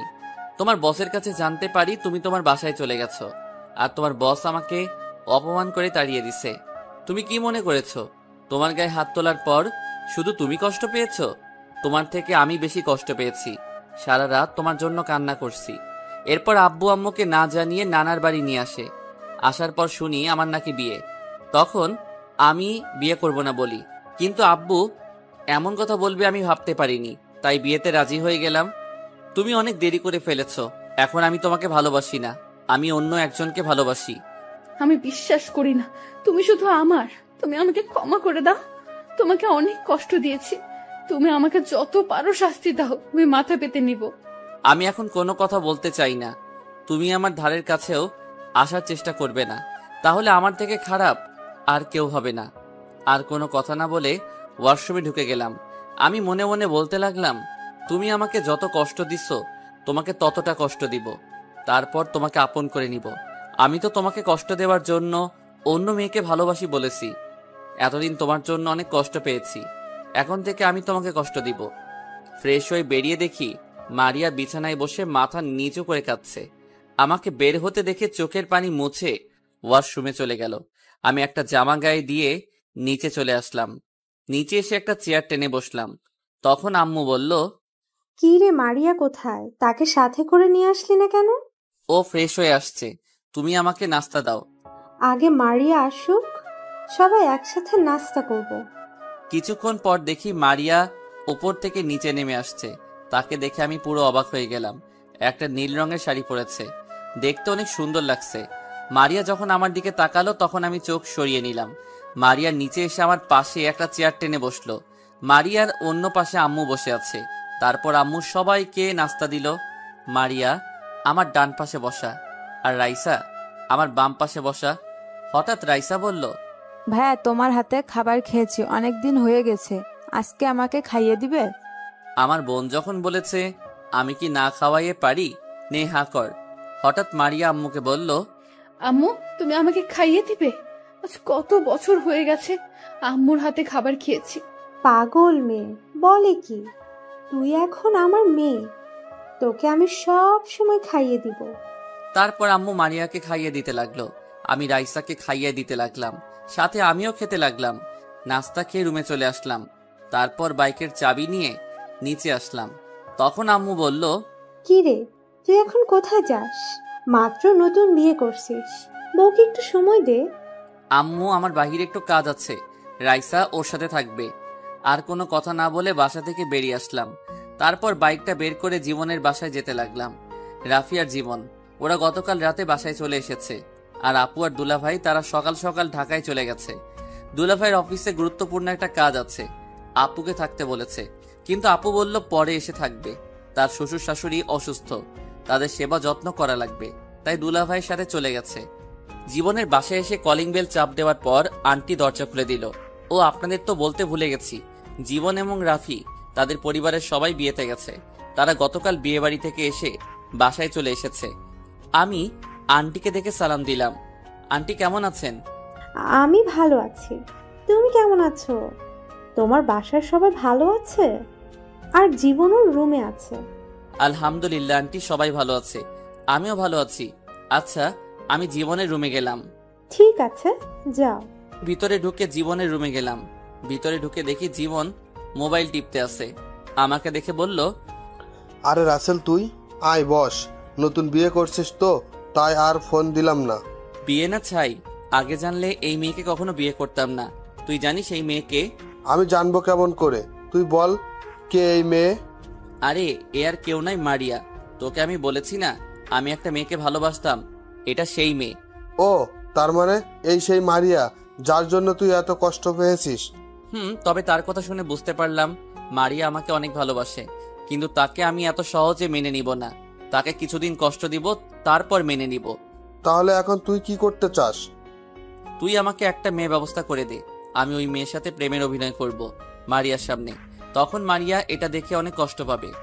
তা নয় বুঝলাম, কিন্তু বাসায় কিভাবে তোর আব্বু আম্মুর সামনে অভিনয় করবি অন্য মেয়ের সাথে? ঠিক বলছিস, আব্বু আম্মুকে কিছুদিনের জন্য বাহিরে পাঠিয়ে দিব, তাহলে আর সমস্যা হবে না। তাদের দুলাভাইয়ের বাসায় পাঠিয়ে দিব। তা ঠিক আছে, কিন্তু এখন বলিস না, আরো কিছুদিন পর পাঠিয়ে দিস, কারণ মাত্র নতুন বিয়ে করছিস। ওকে ঠিক আছে, আমি এখন তাহলে বাসায় যাই। তুই মেয়ে ঠিক করে আমাকে ফোন দিস। ঠিক আছে। আমি জীবনের বাসা থেকে বেরিয়ে আসলাম। আন্টি বলেছে খাবার খেয়ে যেতে। আমি বাইক নিয়ে সোজা বাসায় চলে আসলাম। কলিং বেল চাপ দেওয়ার পর আম্মু এসে দরজা খুলে দিল। তখন আম্মু বলল, কিরে, এতক্ষণ কোথায় ছিলি? মাত্র নতুন বিয়ে করেছিস, বৌমাকে একটু সময় দিবি, তা না তুই বাহিরে ঘুরতে বের হয়েছিস। আম্মু আমি একটু জীবনের বাসায় গেছি, আর নতুন বিয়ে করেছি তো কি হয়েছে, রাইসা তো বাসায় আছে।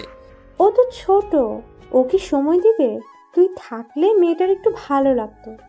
ঠিক আছে, আমি রুমে গেলাম। আর কোনো কথা না বলে রুমে চলে আসলাম। রুমে এসে দেখি রাইসা মারিয়ার সাথে গল্প করছে। ও আপনাদের তো বলতে ভুলে গেছি, রাইসার আব্বু আম্মু ও তারা গতকাল বাসায় চলে গেছে। রাইসা বলল ও এখন যাবে না, পরে আমার সাথে যাবে। আমাকে রুমে দেখে রাইসা বলল, ভাইয়া তুমি এতক্ষণ কোথায় ছিলে? জানো ভাবি না অনেক ভালো, অনেক মিষ্টি করে কথা বলতে পারে। ভাইয়া একটু বাইরে কাজে গেছি, তোর সাথে পরে কথা বলবো। ভাইয়া এখন ফ্রেশ হয়ে একটু রেস্ট করব। তাহলে ঠিক আছে, আমি আম্মুর রুমে গেলাম। বলে রাইসা রুম থেকে বেরিয়ে গেল। আমি ওয়াশরুমে ঢুকে ফ্রেশ হয়ে বেরিয়ে এসে দেখি মারিয়া মনমরা হয়ে বসে আছে সোফায়। আমি বিছানায় গিয়ে শুয়ে পড়লাম। তোমার শরীরটা কি খারাপ? অসময়ে শুয়ে পড়লে যে? আমার শরীর ভালো না খারাপ সেটা কি তোকে বলবো? তুমি আমার সাথে এভাবে কথা বলছো কেন?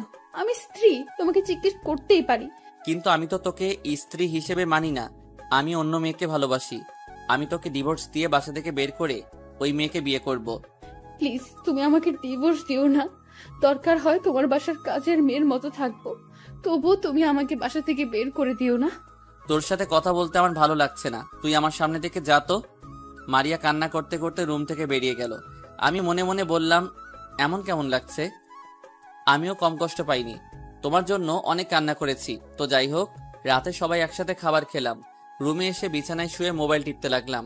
কিছুক্ষণ পর মারিয়া রুমে আসলো। মারিয়া বিছানায় এসে শুয়ে পড়লো একপাশে। তখন আমি বিছানা থেকে নেমে সোফায় চলে গেলাম। তখন মারিয়া বলল, কি ব্যাপার, তুমি সোফায় গেলে কেন? বিছানায় এসে শুয়ে পড়ো। তোর সাথে আমি এক বিছানায় কখনো শুব না। প্লিজ তুমি আমার সাথে এরকম করো না। ঠিক আছে, তুমি বিছানায় শুয়ে পড়ো, আমি সোফায় ঘুমিয়ে পড়ি। তারপরেও তুমি বিছানায় শুয়ে থাকো। ঠিক আছে, তবে তুইও বিছানায় ঘুমাবি, কিন্তু মাঝখানে কোলবালিশ থাকবে। যদি রাতে উল্টাপাল্টা কিছু করিস তাহলে তোর কপালে শনি আছে। মারিয়ার মন খারাপ হয়ে গেছে। আমি আর কোনো কথা না বলে সোফা থেকে বিছানায় গিয়ে একপাশে শুয়ে পড়লাম। হঠাৎ মোবাইলটা বেজে উঠল। তাকিয়ে দেখে জীবন ফোন দিয়েছে। তারপর বিছানা থেকে নেমে বেলকনিতে চলে গেলাম।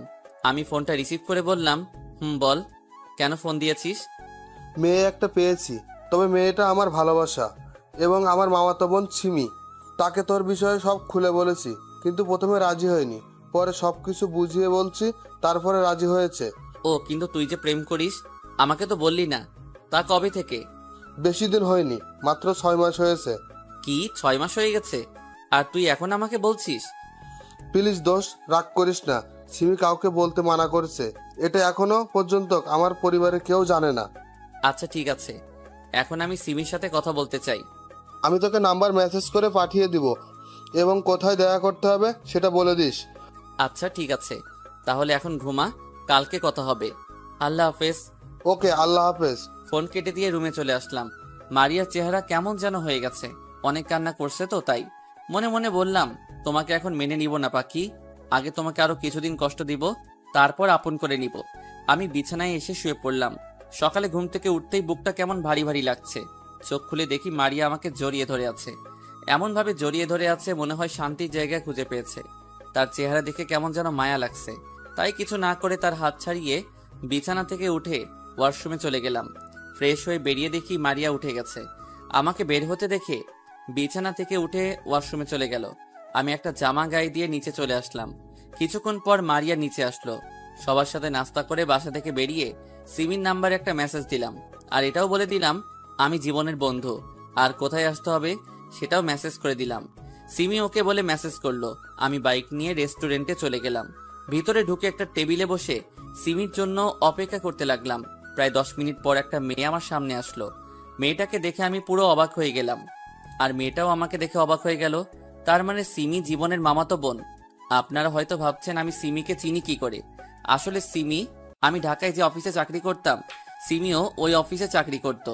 মারিয়ার সাথে ভুল বোঝাবুঝির পরে তাকে আর দেখি নাই। মারিয়াকে ভালোবাসার পর অফিসে তেমন মেয়েদের সাথে কথা বলতাম না। সিমি আমাকে দেখে বলল, আরে রাসেল, তুমি এখানে? তার মানে জীবন তোমার বন্ধু? আমারও একই প্রশ্ন, তুমি এখানে কেন? তুমি অফিস থেকে কোথায় চলে গেছো? আসলে বাবা হঠাৎ অসুস্থ হয়ে পড়ে, তখন বসের থেকে ছুটি নিয়ে বাসায় চলে আসি। এরপর আব্বু আমাদের ঢাকায় আসতে দেয় নাই। ও, তা তোমার আব্বু আম্মু কেমন আছে এখন? তাহলে কি করো? এখন তেমন কিছু করি না। আর তোমাকে একটা সত্যি কথা বলি, ওই দিন তোমাকে আমি ফোন করে বলেছি, কারণ ওই দিন আমি বাড়িতে যাওয়ার সময় মারিয়াকে অন্য ছেলের সাথে দেখি।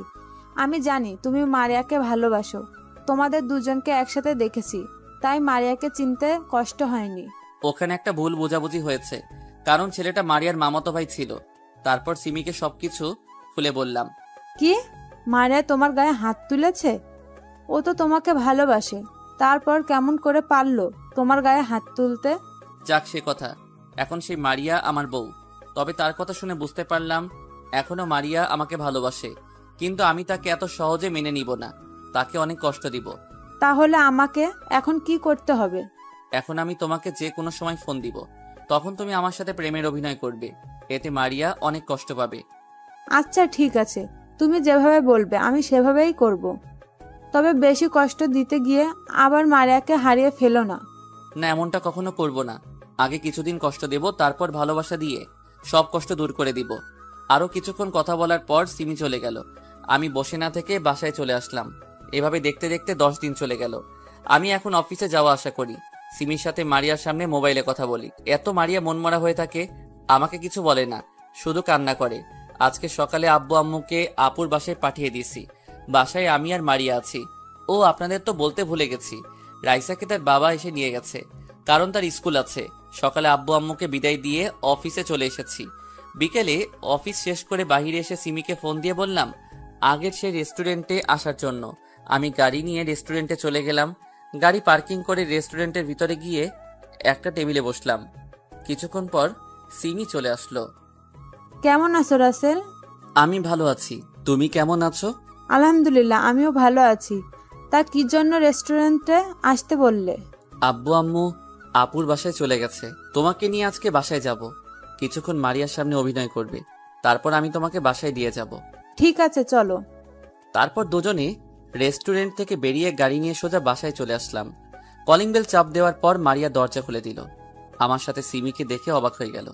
তখন সিমি বলল, বাবু, এই মেয়েটা কে? ও হচ্ছে আমাদের কাজের মেয়ে, কিছুদিন হয়েছে আম্মু রাস্তা থেকে নিয়ে এসেছে।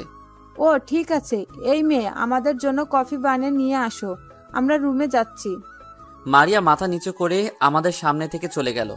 আমি আর সিমি ভিতরে ঢুকে নিজের রুমে চলে আসলাম। কিছুক্ষণ পর মারিয়া কফি নিয়ে আসলো। সিমি কফিটা মুখে দিয়ে কাপটা নিচে ফেলে দিল। তখন সিমি বলল, এটা কি কফি নাকি অন্য কিছু? এত ঠান্ডা কেন?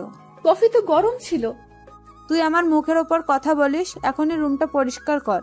বাবু, তোমার আম্মু কেন যে এই রাস্তার মেয়েকে বাসায় আনছে? ঠিক বলছো, এদের মতো মেয়েদের বাসা থেকে বের করে দেওয়া উচিত। শুধু পারছি না, আম্মু তাকে নিয়ে এসেছে। মারিয়া কোনো কথা না বলে কাপের টুকরোগুলো কুড়িয়ে রুম থেকে বেরিয়ে গেল। আমি জানি মারিয়া অনেক কষ্ট পেয়েছে। তারপর আমি বিছানা থেকে নেমে রুমের দরজা বন্ধ করে দিলাম। বিছানায় এসে গায়ের জামাটা খুলে ফেললাম। সিমিকে বললাম, তোমার ঠোঁটের লিপস্টিক আমার জামায় লাগিয়ে দাও। যদি মারিয়া আমার জামাইটা দেখে তাহলে সে ভাববে আমাদের মাঝে কিছু একটা হয়েছে। ঠিক আছে, দাও। সিমি তার ঠোঁট দিয়ে জামায় লিপস্টিক লাগিয়ে দিল। জামাটা গায়ে দিয়ে দুজনে রুম থেকে বেরিয়ে আসলাম। রুম থেকে বেরিয়ে এসে দেখি মারিয়া সোফায় বসে মাথা নিচু করে কান্না করছে। চলো বেবি, তোমাকে বাসায় দিয়ে আসি। আজকে কিন্তু অনেক মজা পেয়েছি, কালকে কিন্তু আবার আসবে। ঠিক আছে, আসবো। এখন চলো। আর সিমিকে তাদের বাসায় নামিয়ে দিয়ে নিজের বাসায় চলে আসলাম। কলিং বেল দেওয়ার পর মারিয়া এসে দরজা খুলে দিল। চেহারা দেখে বোঝা যাচ্ছে অনেক কান্না করছে। চোখ দুটো ফুলে আছে, নিজের কাছে খারাপ লাগছে। আমি কোনো কথা না বলে রুমে চলে আসলাম। ফ্রেশ হয়ে বিছানায় শুয়ে মোবাইল টিপতে লাগলাম। মারিয়া রুমে এসে বলল, খাবার খাবে না? তুমি যে শুয়ে আছো। আমি এখন খাবার খাবো না। সিমির কাছে যেটা খেয়েছি তাতেই পেট ভরে গেছে। আসলে আমি আসার সময় রেস্টুরেন্ট থেকে খাবার খেয়ে এসেছি। মারিয়া বলল, বিয়ের আগে এসব করা কি ঠিক? তুই কিসের কথা বলছিস? আমি কি বলতে চাইছি সেটা তুমি বুঝতে পেরেছো। আমাকে ক্ষমা করে দেওয়া যায় না? আমি আর সহ্য করতে পারছি না। প্লিজ, তুমি আমার সাথে এরকম করো না। আমার অনেক কষ্ট হয়। তোমার সাথে কোনো মেয়েকে আমি সহ্য করতে পারি না। কষ্ট আমিও কম পাইনি। তোর জন্য প্রতিদিন রাতে কান্না করতাম। তোকে আমি ভুলতে পারি নাই, কিন্তু পরে চিন্তা করলাম তুই যদি আমাকে ছাড়া সুখী থাকতে পারিস তাহলে আমি কেন পারবো না। তাই তো সিমিকে ভালোবেসে ফেলেছি। মেয়েটা অনেক ভালো, আমার কত কেয়ার করে। আমি তো তোমার জন্য 1 বছর কষ্ট পেয়েছি, কিন্তু তুমি 2টা দিন কষ্ট সহ্য করতে পারো নাই। আমি এখন তোর সাথে কথা বলতে চাই না, আমাকে একটু একা থাকতে দে। তোকে দেখলে মাথা গরম হয়ে যায়। মারিয়া আর কোনো কথা না বলে কান্না করতে করতে রুম থেকে বেরিয়ে গেল। আমি মোবাইল টিপতে লাগলাম। কিছুক্ষণ পর মারিয়া রুমে এসে এক পাশে শুয়ে পড়ল। দেখতে দেখতে 1 মাস চলে গেল। মারিয়াকে অনেক কষ্ট দিয়েছি। 1 মাসে রিমি আরো 5-6 বার এসেছে। আব্বু আম্মু বাসায় চলে এসেছে। মারিয়া আগের থেকে অনেক শুকিয়ে গেছে। খাওয়া দাওয়া ঠিক মতো করে না, খালি কান্না করে, মন মরা হয়ে বসে থাকে। তাই ভাবছি মারিয়ার জন্মদিনে তাকে আপন করে নিব। জন্মদিনের এখনো 15 দিন বাকি আছে। সকালে ঘুম থেকে উঠে দেখি মারিয়া আমার পাশে নেই। আমার মনে হয় নিচে চলে গেছে সকালে নাস্তা তৈরি করতে। আমি বিছানা থেকে নেমে ওয়াশরুমে ঢুকে ফ্রেশ হয়ে রেডি হয়ে নিচে চলে আসলাম। একটা চেয়ার টেনে বসলাম। মারিয়া আমাকে নাস্তা দিল। হয়তো ভাবছে আমি খাবো না, কিন্তু তাকে অবাক করে দিয়ে আমি নাস্তা খেতে লাগলাম। মারিয়ার মুখে খুশির ছাপ দেখছি, কারণ আগে মারিয়া আমাকে নাস্তা দিলে আমি খেতাম না, নিজের হাতে নিয়ে খেলাম। নাস্তা করে আব্বু আম্মুকে বলে বাসা থেকে বেরিয়ে এসে গাড়ি নিয়ে অফিসে চলে আসলাম। অফিসের ভিতরে ঢুকে নিজের কেবিনে চলে গেলাম। বসে বসে একটা ফাইলের কাজ করতে লাগলাম। হঠাৎ দরজার সামনে দাঁড়িয়ে রাফি বলল, ভিতরে আসবো? আরে রাফি, আয় বস। তোর অনুমতি লাগবে না। তা হঠাৎ আমার অফিসে? তোকে একটা দাওয়াত দিতে এসেছি। আগামী শুক্রবার আমার বিয়ে। তোর আব্বু আম্মু ভাবি তুই সহ চলে আসবি। কি বলছিস? তোর বিয়ে আমি আসবো না? তা মেয়েটা কে? আমি যে অফিসে কাজ করি ওই অফিসে তিথি কাজ করে। তিথি আমাকে অফিসে দেখে পছন্দ করে, তারপর ওর আব্বু আম্মুকে আমাদের বাসায় পাঠায়। যাক, ভালো হলো। তোর বিয়েটা হয়ে গেলে জীবন বাকি থাকবে। ঠিক আছে, তুই কাজ কর। বিয়ের 2 দিন আগে কিন্তু ভাবিকে নিয়ে চলে আসবি। আমি জীবনের রুমে গেলাম, তাকে দাওয়াতটা দিয়ে আসি। ঠিক আছে, তাহলে যা। রাফি কেবিন থেকে বেরিয়ে গেল। আমি কাজে মন দিলাম। বিকেলে অফিস থেকে বেরিয়ে এসে গাড়ি নিয়ে বাসায় চলে আসলাম। কলিং বেল চাপ দেওয়ার পর মারিয়া দরজা খুলে দিল, কিন্তু আমি মারিয়াকে দেখে অবাক হয়ে গেলাম। তার দিকে তাকিয়ে রইলাম, কারণ মারিয়া আজকে শাড়ি পরেছে। দেখতে অনেক ভালো লাগছে, আবার খারাপও লাগছে, কারণ মারিয়ার চেহারা আগের মতো নেই। আমি কোনো কথা না বলে রুমে চলে আসলাম। মারিয়া হয়তো কষ্ট পেয়েছে, আমি তাকে কিছু বললাম না। রুমে এসে ওয়াশরুমে ঢুকে গেলাম। ফ্রেশ হয়ে বাহিরে এসে দেখি মারিয়ার সামনে দাঁড়িয়ে আছে। তখন মারিয়া বলল, আমাকে কেমন লাগছে? আমি কোনো কথা বললাম না। তখন মারিয়া আবার বলল, কি হলো, কথা বলছো না কেন? আমাকে কেমন লাগছে একটু বলো না। ভালো লাগছে। মারিয়া হয়তো এমন বলবো আশা করেনি। মারিয়া আর কোনো কথা না বলে ওয়াশরুমে চলে গেল। কিছুক্ষণ পর শাড়িটা চেঞ্জ করে বাহিরে আসলো। কোনো কথা না বলে রুম থেকে বেরিয়ে গেল। আমিও আর দাঁড়িয়ে না থেকে নিচে চলে আসলাম। সবাই মিলে খাবার খেতে লাগলাম। তখন আমি বললাম, আব্বু আম্মু, রাফির বিয়ে আগামী শুক্রবার। আজকে অফিসে এসে দাওয়াত দিয়ে গেছে, সবাইকে যেতে বলেছে। ঠিক আছে, আমরা সবাই যাব। তারপর খাবার খেয়ে রুমে চলে আসলাম। রুমে এসে বিছানায় শুয়ে মোবাইল টিপতে লাগলাম। কিছুক্ষণ পর মারিয়া রুমে আসলো। দরজা বন্ধ করে আমার পাশে এসে এমন কিছু করবে, আমি তো অবাক হয়ে গেলাম। মারিয়া আমার পাশে শুয়ে আমাকে জড়িয়ে ধরলো। আমি মারিয়াকে জোর করে ছাড়িয়ে বিছানায় বসে বললাম, তোর সাহস তো কম নয়, তুই আমাকে জড়িয়ে ধরেছিস কেন? আমি তোকে বলছি না আমার কাছে কখনো স্বামীর অধিকার পাবি না? আর একবার যদি তুই করে বলছো তাহলে মাথা ফাটিয়ে দিমো। তুমি কি মনে করেছো আমি কিছুই জানি না? তুমি আমাকে কষ্ট দেওয়ার জন্য ওই মেয়ের সাথে প্রেমের অভিনয় করছো। তোকে কে বলেছে আমি সিমিকে ভালোবাসি? সিমিও আমাকে ভালোবাসে। আমরা অভিনয় করব কেন? মনে মনে বললাম, মারিয়া কি সত্যিটা জেনে গেছে? ঠিক আছে, এখনই প্রমাণ দেখাচ্ছি। তোমার মোবাইলটা দাও তো। তোকে আমার মোবাইল দিব কেন? যেটা বলছি সেটা করো, তা না হলে আব্বু আম্মুকে ডাক দিব। আমি আর কোনো কথা না বলে মোবাইলটা মারিয়ার হাতে দিলাম। আব্বু আম্মুকে বললে বাসা থেকে বের করে দিবে। তারপর মারিয়া এমন কিছু শোনাবে, আমি তো অবাক হয়ে গেলাম। মারিয়া আমাকে একটা রেকর্ডিং শোনালো, যেটাই আমি আর সিমি কথা বলছি মোবাইলে। এবার মারিয়া বলতে লাগলো, গতকাল রাতে তুমি ঘুমিয়ে যাওয়ার পর তোমার মোবাইল হাতে নেই। ভাগ্য ভালো ছিল মোবাইলে কোনো লক ছিল না। মোবাইলের ভেতরে ঢুকে কিছু পেলাম না, তাই বুদ্ধি করে অটো রেকর্ডিং চালু করে রেখেছি। তার মানে তুমি সব জেনে গেছো? সব জেনে গেছি। এবার আমাকে মাফ করে দাও। আমি আর তোমার অবহেলা সহ্য করতে পারছি না। যদি তোমার কষ্ট দেওয়া শেষ না হয় তাহলে তুমি নিজের হাতে দাও, তবুও আমাকে আপন করে নাও। ভেবেছিলাম তোমাকে কিছুদিন পর একটা সারপ্রাইজ দিয়ে আপন করে নিব। এসো বুকে। বলতে দেরি মারিয়া আমাকে জড়িয়ে ধরতে দেরি করে নাই। মারিয়া জড়িয়ে ধরে কান্না করতে লাগলো। তখন আমি বললাম, এই পাগলি, কান্না করো কেন? আমি আর তোমাকে কষ্ট দিব না এবং তোমাকে ছেড়ে কোথাও যাব না। এবার যদি আমাকে ছেড়ে চলে যাও তাহলে আমি আর বলতে না দিয়ে ঠোঁট দুটো এক করে দিলাম। দুজনে দুজনকে জড়িয়ে ধরে কিস করতে লাগলাম। প্রায় 5 মিনিট পর ছেড়ে দিলাম। তখন আমি বললাম, আর একবার যদি মরার কথা মুখ দিয়ে বের করো তাহলে আমাকে হারাবে। না না, আমি তোমাকে হারাতে পারবো না। আমি তোমাকে অনেক ভালোবাসি, আর কখনো মরার কথা মুখ দিয়ে বের করব না। এবার ঠিক আছে। আচ্ছা, তুমি বলেছিলে সারপ্রাইজ দিবে, তা কিসের সারপ্রাইজ? সেটা সময় হলে জানতে পারবে। চলো দুজনে একটু রোম্যান্স করি। তা করো। তোমাকে কেউ ধরে রাখছে? আমি মারিয়াকে বিছানায় ফেলে দিয়ে বুকের উপর শুয়ে তার ঠোঁট দুটো এক করে দিলাম। তারপর আর কি আমি আর বলতে পারবো না, কারণ এখন রমজান মাস। সকালে ঘুম থেকে উঠতে দেখি মারিয়া আমাকে জড়িয়ে ধরে শুয়ে আছে। তার শরীরে কাপড় নেই। হঠাৎ মারিয়ার গলার নিচে একটা তিল দেখে নিজেকে কন্ট্রোল করতে পারলাম না। ওই তিলটাই কিস করতে লাগলাম। মারিয়া আমার মাথার চুল খামচে ধরল। তারপর আর কি, সকালবেলা আরেকবার হয়ে গেছে। দুজনে একসাথে ওয়াশরুমে গিয়ে ফ্রেশ হয়ে বেরিয়ে আসলাম। আমি অফিসে যাওয়ার জন্য রেডি হচ্ছি। মারিয়া আয়নার সামনে দাঁড়িয়ে চুল শুকাচ্ছে।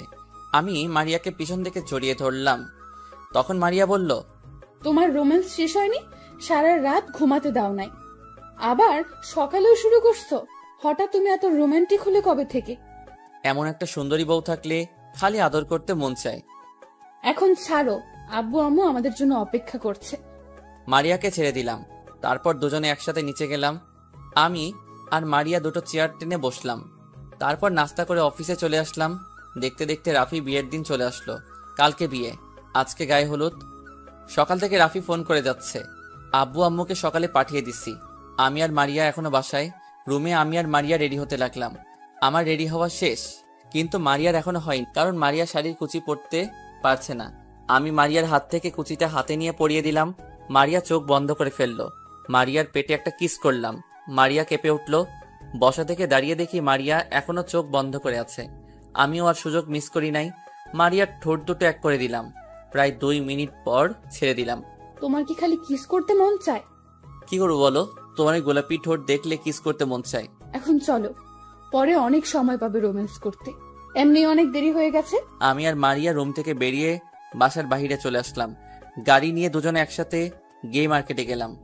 মার্কেট থেকে উপহার নিয়ে রাফির বাসায় চলে আসলাম। বাড়িটা অনেক সুন্দর করে সাজিয়েছে। গাড়ি পার্কিং করে দুজনে ভিতরে গেলাম। ভিতরে ঢুকে দেখি অনেক মেহমান এসেছে। জীবন আর সিমিও এসেছে। আমাদেরকে দেখে দুজনেই সামনে আসলো। তখন সিমি বলল, ভাবি তুমি আমাকে ক্ষমা করে দাও, তোমার সাথে নানান ধরনের কথা বলেছি, আমাকে এসব করতে বলেছে তোমার জামাই। আমি সব জানি, সমস্যা নেই, এটা আমার কপালে ছিল। এখানে দাঁড়িয়ে কথা বলবি? চল রাফির কাছে যাই সবাই। তোমরা দুই বন্ধু যাও, আমি আব্বু আম্মুর সাথে দেখা করে আসি। ঠিক আছে যাও। মারিয়া আর সিমি চলে গেল।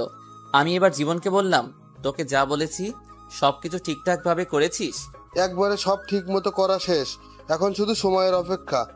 চল রাফি রুমে চাই, ওর সাথে কিছুক্ষণ দুষ্টামি করে আসি। অনুষ্ঠান শুরু হতে এখনো বাকি আছে। তারপর জীবন আর আমি রাফির রুমে গেলাম। হায় হায়, রাফির রুমে এসে দেখি সব ময়দা সুন্দরী। রাফি আমাদের দুজনকে দেখে মেয়েগুলোকে বাইরে যেতে বলছে। সব মেয়েরা বাইরে গেল।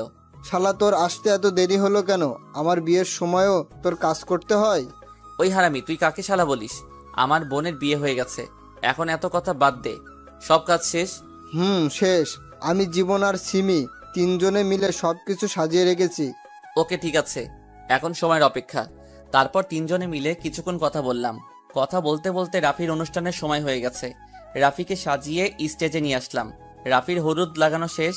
এখন 12টা বাজতে আর মাত্র 5 মিনিট সময় আছে। রাফি, জীবন আর সিমি তারা চলে গেছে ছাদে। আমি মারিয়ার চোখ বেঁধে ছাদে নিয়ে আসলাম। তখন মারিয়া বলল, কি ব্যাপার, তুমি আমাকে কোথায় নিয়ে আসলে? আমি মারিয়ার চোখের বাঁধন খুলে দিলাম আর সবাই একসাথে মারিয়াকে বলতে লাগলো, happy birthday to you Maria. আমি মারিয়ার সামনে হাঁটু গেড়ে বসে বলতে লাগলাম, পৃথিবীর সবকিছু মিথ্যা হলেও ছেলেদের চোখের অশ্রু কখনো মিথ্যা হয় না, কারণ মেয়েরা খুব কষ্ট না পেলে কখনো তাদের দামি অশ্রু ঝরায় না। যদি মন কাঁদে আসবো বর্ষা হয়ে, যদি মন হাসে আসবো রোদ্দুর হয়ে, যদি মন ওড়ে আসবো পাখি হয়ে, যদি মন খুঁজে আসবো তোমার জান হয়ে। I love you Maria and happy birthday to you. Maria আমাকে জড়িয়ে ধরে কান্না করে দিল আর বলতে লাগলো, তুমি আমাকে এত ভালোবাসো? আমিও তোমাকে অনেক ভালোবাসি রাসেল, কখনো ছেড়ে যাব না। আমার তো মনে ছিল না আজকে আমার জন্মদিন, তুমি সব সময় আমার জান হয়ে থাকবে। এবার কান্না বন্ধ করো, চলো কেক কাটবে। মারিয়া কেক কাটলো, প্রথম আলোকে খাওয়াই দিল। তারপর বাকি সবাইকে। পরের দিন সবাই রেডি হয়ে মেয়ের বাড়িতে গেলাম। আমার গাড়িতে রাফি, জীবন আর সিমি, আমার সাথে সামনের সিটে মারিয়া, পিছনের রাফির সাথে জীবন আর সিমি। প্রায় 1 ঘন্টা পর মেয়েদের বাসার সামনে চলে গেছি। আমি আর মারিয়া ম্যাচ করে পড়েছি। মারিয়া পরেছে নীল শাড়ি আর আমি নীল রঙের পাঞ্জাবি। মারিয়া আর সিমি গাড়ি থেকে নেমে ভিতরে চলে গেছে। আমি, রাফির, জীবন গাড়ি থেকে নেমে গেটের সামনে যাওয়ার পর কিছু মেয়ে ভিতরে যেতে দিচ্ছে না। তখন আমি বললাম, কি ব্যাপার, আপনারা গেটের সামনে দাঁড়িয়ে আছেন কেন? আমাদের পাওনা দিয়ে তারপর ভিতরে যাবেন। আপনাদের পাওনা মানে? কিসের পাওনা? কিসের কথা বলছেন? ও মা, ইনি দেখি বাজা মাছটা উল্টে খেতে পারে না, ভেতরে যেতে টাকা লাগবে। ও মা, এটা তো বেশিরভাগ গ্রাম অঞ্চলে হয়, ঢাকায় হতে এই প্রথম দেখেছি। আরে মিথ্যা বললাম, আমার বিয়ের সময়ও নিছে, কিন্তু ওই সময় এত কিছুর দিকে তাকাইনি। কারণটা আপনারা জানেন। তাড়াতাড়ি টাকা দেন, তা না হলে ভিতরে যেতে পারবেন না। আমি জীবনের কানে কানে বললাম একটা ডিল হাতে নিতে। জীবন আমার কথা মতো একটা ডিল দিল হাতে। তখন আমি 10 টাকার নোট 5টা ডিলটার মধ্যে পেঁচিয়ে বললাম, আগে আমাদের ভিতরে যেতে দিন, তারপর টাকা দিব। তাদের হাতের মধ্যে টাকা দেখিয়ে ওরা কি জানি চিন্তা করে গেট ছেড়ে দিল। আমি মেয়েদের হাতে টাকাগুলো দিয়ে দৌড় ভিতরে চলে গেলাম। আর মেয়েগুলো আমার 14 গোষ্ঠী উদ্ধার করছে পিছন থেকে। ভিতরে আসার পর হঠাৎ মারিয়া আর সিমিকে দেখি একটা ছেলের সাথে তর্ক বিতর্ক করছে। আমি তাদের সামনে গিয়ে বললাম, এখানে কি হয়েছে? আমরা ভেতরে আসার সময় এই ছেলেটা এসে সিমিকে ধাক্কা মেরে ফেলে দেয়। ভাইয়া, আমি ইচ্ছা করে পালাই নাই, আমার সব কিছু কাজিন রং নিয়ে আমাকে দৌড়াইছে। তখন আমি দৌড়ে আসার সময় ওনার সাথে ধাক্কা লাগে, তারপর উনি পড়ে যায়। আমি ওনাকে সরি বলেছি, কিন্তু উনি আমার সাথে তর্ক বিতর্ক করেছে। ঠিক আছে, তুমি বলে যাও। আর তোমরা, ও তো সরি বলতেছে, তারপরও কেন ছেলেটার সাথে তর্ক করছো? সরি। ঠিক আছে, ভিতরে চলো। ভিতরে ঢোকার পর বিয়ে পড়ানো শেষ। তারপর সবাই খাওয়া দাওয়া করে মেয়েকে নিয়ে চলে আসি। রাফির বাড়ির সবার কাছ থেকে বিদায় নিয়ে আব্বু, আম্মু, আমি আর মারিয়া বাসায় চলে আসি। জীবন আর সিমি আজকে থাকবে রাফির বাসায়। বাসায় এসে কলিং বেল চাপ দেওয়ার পর কাজের বুয়া এসে দরজা খুলে দিল। আমি আর মারিয়া আমাদের রুমে চলে আসলাম। রুম থেকে ফ্রেশ হয়ে বাইরে আসার পর মারিয়া ঢুকলো ওয়াশরুমে। মারিয়া গেল ফ্রেশ হয়ে এসে বিছানায় শুয়ে আমাকে জড়িয়ে ধরে বলল, আজকে বিয়ে বাড়িতে দেখছি মা তাদের ছেলে মেয়েকে কি সুন্দর করে খাবার খাইয়ে দেয়। তো কি হয়েছে? আমিও মা হব, তুমি আমাকে একটা ছেলে দাও। আমি তোমাকে কোথায় থেকে ছেলে এনে দিব? মজা করে মারিয়াকে বোঝাতে চাচ্ছে। না বুঝলে নাই, আমি এখন ঘুমাবো বলে অন্যদিকে মুখ ফিরিয়ে শুয়ে পড়ল। আমি পিছন থেকে জড়িয়ে ধরে বললাম, তাহলে ছেলে আনার মিশনে নেমে পড়ি। এটা বলার সাথে সাথে মারিয়া আমাকে জড়িয়ে ধরল। লজ্জায় চেহারা পুরো লাল হয়ে গেছে। তারপর আর কি শুরু হয়ে গেল মিশন।